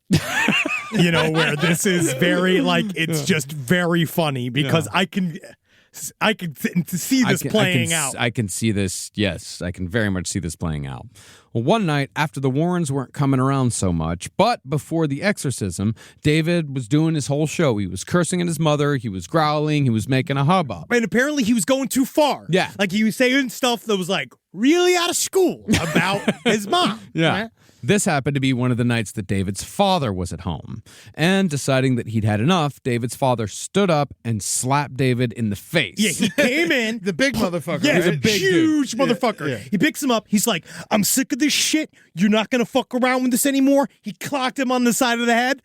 They threw him back down to the ground. Miraculously, David was no longer possessed. Ooh, yeah, somebody was, that dad voice. That is like a type of, I think that voice, because my father was never around, but when he used the dad motion, it's like he could stop everything would stop in his tracks. No, my father could stop time with his voice. Yes. Yeah. When they would get kind of quiet, too. And it's like, come here. Yeah, come here. Come here. Yeah. Oh, yeah. Watch him get up and he's doing that thing. Come here. Come with me. You know what I mean, like that thing? Yeah. The act dropped immediately. And from then on, it seemed like the devil only liked coming around when David's father happened to be at work. Hey, I bet he was scared of the devil. Been like, I actually do need this body case, so I can't let the father kill this thing. I know I'm the devil and all, but that fucking hurt. It really hurt. I can't even believe that. I invented pain. Well, concerning the murder of Alan Bono, Carl Glatzel recalled that Arnie Johnson was extremely possessive over his sister Debbie, and there were rumors that Debbie and Alan Bono were in a relationship. It seemed like they were like work wife, work husband. Yeah, that meant that there was definitely a motive to kill Alan Bono in a drunken moment of passion. And if this tells you anything, Arnie Johnson says he blacked out during the stabbing of Alan Bono because of demon possession. But the first thing Johnson said when he was put into a police cruiser was, I need help because I've got a drinking problem. Sounds like a different demons. Yeah.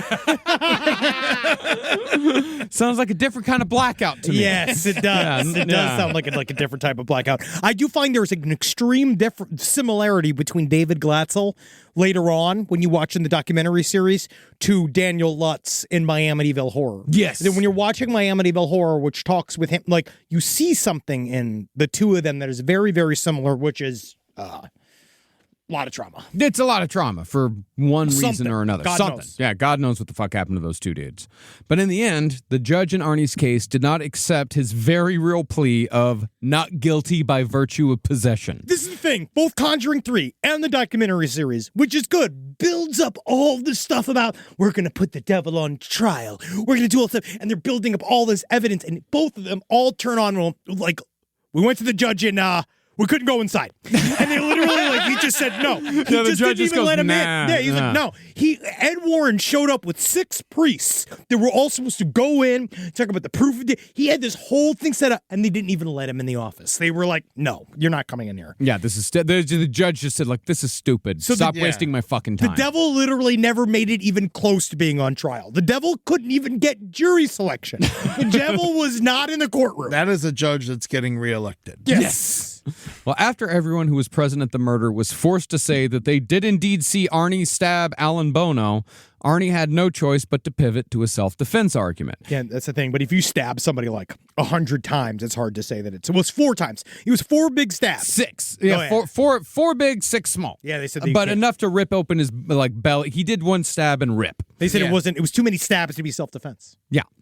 He got manslaughter, though, at the very least. He didn't get first-degree murder. That's crazy. Yeah, and he was sentenced to 10 to 20 years, released after only 5. Yeah. Yeah. Yeah, he's out there, man. And he still swears to this day that it was real and Yeah. that he was possessed by the devil. Well, just keep him away from liquor.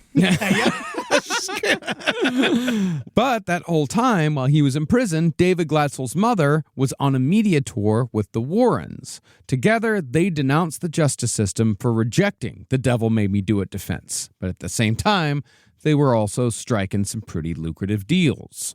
The Warrens convinced Judy Glatzel that she could become rich if she sold the rights to her family's story. That included the rights of her children, and they all worked together on a book called The Devil in Connecticut. This was written by Gerald Brittle, the same dude who wrote The Demonologist. I want to learn more about Gerald Brittle. Yeah. Because I want to know why he was their mouthpiece. I'm going to go, that's for next episode. According to the skeptic in this story, Carl Glatzel, Ed Warren told Gerald Brittle to, quote, Make it scary. People come to us, they buy scary. but in the end, the Glatzels ended up making far less than even the Lutzes. They got $4,500. But the Warrens, who arguably helped torture this young boy, they made off with $80,000. Hey, it was our idea in the first place. Come on, don't sue me. And that's just off the book.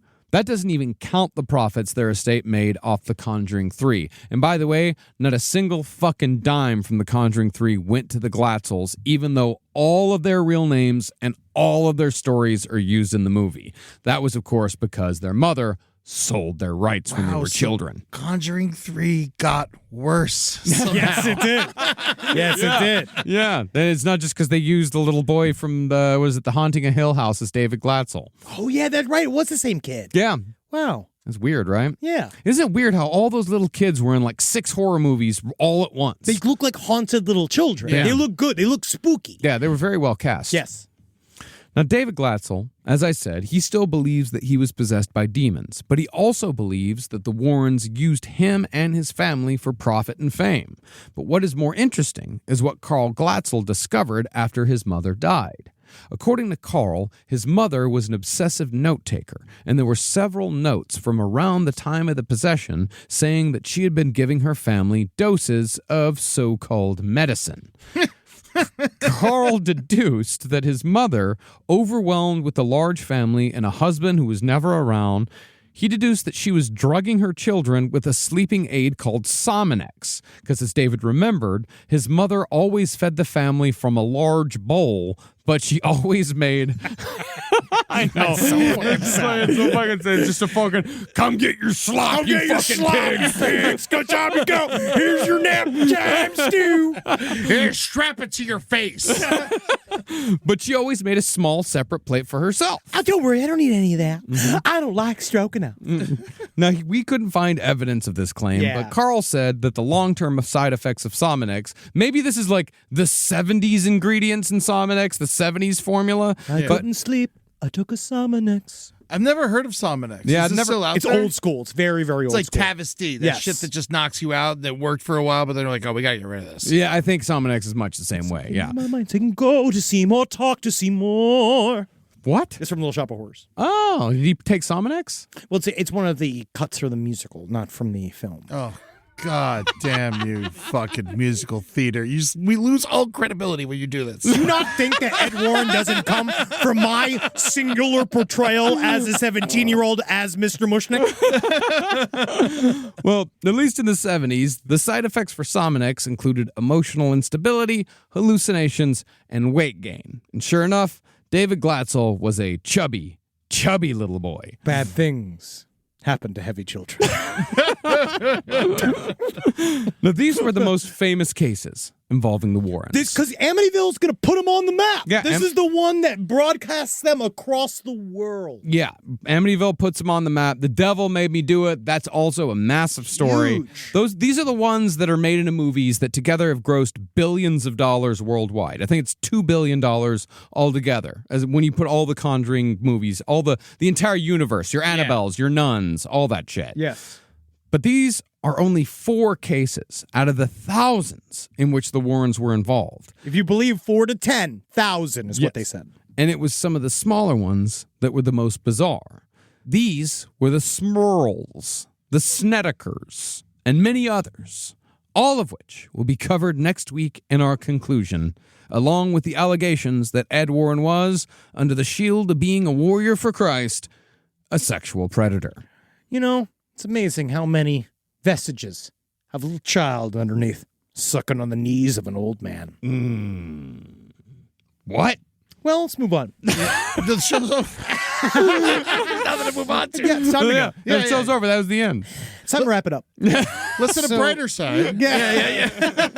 Guys, This week we're talking about buying phones. And honestly, it ruined Eddie's life this week. It ruined Natalie's life this week. Amber as well. Like Yes. we all got destroyed by Verizon. It's true. They did. Natalie was in tears yesterday on the phone for 4 hours with Verizon. Jesus. No, I it don't was very emotional. It was. I literally thought I was going to get arrested. Hey. So I'm like, I want to hit you. Hey, listen, some people go through civil wars, some people go through genocide, some people go through pestilences, but we have to deal with Verizon. Guys, go to patreon.com/lastpodcast on the left to see our bodies wiggle back and forth. Next week, we're concluding the series, and it's going to get more dark than it is. It actually is going to get far darker because it's going to get very real. Yeah. Okay. Yeah, which is how all these go. Yeah. Yeah, it's These going to all get very really real. go. But yeah, on Patreon, you can See us on our frown. Patreon, you can watch these episodes in full. You can watch video episodes. You can also get You can also get interviews that are done. You can also get behind the scenes footage. We've been doing a lot of cool behind the scenes footage here at the LPN Studios. And you can also watch Last Stream on the Left every Tuesday. You can watch that live, and you can interact with us live before it goes to YouTube. And you can check out because. Actually, a lot of shit has to get cut before it goes to YouTube. I feel like this next one is going to specifically have a lot redacted. Yeah, so if you want to see the episodes in full as they happen, go join our Patreon, patreon.com/lastpodcast on the left, and follow us on the socials at Instagram and TikTok at LP on the left. Then go to lastpodcastonleft.com and see us live. We are coming to your cities and y'all titties. It's going to have a lot of fun. We got we got shows that we're going to announce, but we can't yet till next week for side stories. And then we June 8th, Seattle. Yeah, come out to The big Seattle. one. Our new show is going to be fucking a noise. Oh, it's great. We got. Thank you so much to everybody out in Denver who came and watched us. Y'all were fantastic. Sold it was out so much show, fun. Yeah, laughing their fucking asses off. It was great. Yeah, We're going to have a good time. Yeah, so come out and see us in Seattle. Come out and see us in Washington, D.C. Come see us here in Los Angeles and Brooklyn. And for all y'all out in Europe, we're going to be doing a few shows out there. We're going to be doing 2 in London and 1 in Reykjavik. See. And also Australia. We're going to be in Australia, like doing 6 days in Australia in August. Can't wait to come out. We're coming. We are coming. It's happening. We are The coming. tickets are bought. I am training every day. Like, I'm actually training my body to fucking heal itself so I can make sure to fucking make it to all of these fucking shows this year. It's like, it's an uphill battle. We're doing it. It is very much an uphill battle, but I'm doing my best. I'm doing training. I'm going to physical therapy to make sure we fucking make it. It's going to be awesome. We got 1 in the can, and you seemed healthy as fuck. Yeah, thank you. Yeah, he did, didn't he? Well, maybe it was thanks to the power Christ. Well, we'll see how he does in the Power of Aliens this weekend at Contact in the Desert. Do Contact in the Desert if you are in town and you want to come see some wild ass shit. This shit's going to get for real at Contact in the Desert. Come and see. We got a panel on Saturday. We've got a live podcast with Dave Foley of Kids in the Hall on Sunday. Yeah. Who we're only talking UFOs. Yeah. Not a single bit of comedy history. I will corner him later. Yes. But come and check it out. And hail Satan. On Helgeen. Hail Annabelle. You know, you can leave her alone. She is bad in a way. She's What are you mean. talking about? You gonna talk shit on Annabelle? It's the end of the episode. right now? It's the end of the episode. Hail Jessica Chastain. Yeah. Yeah. Answer my calls. Let me on the elevator.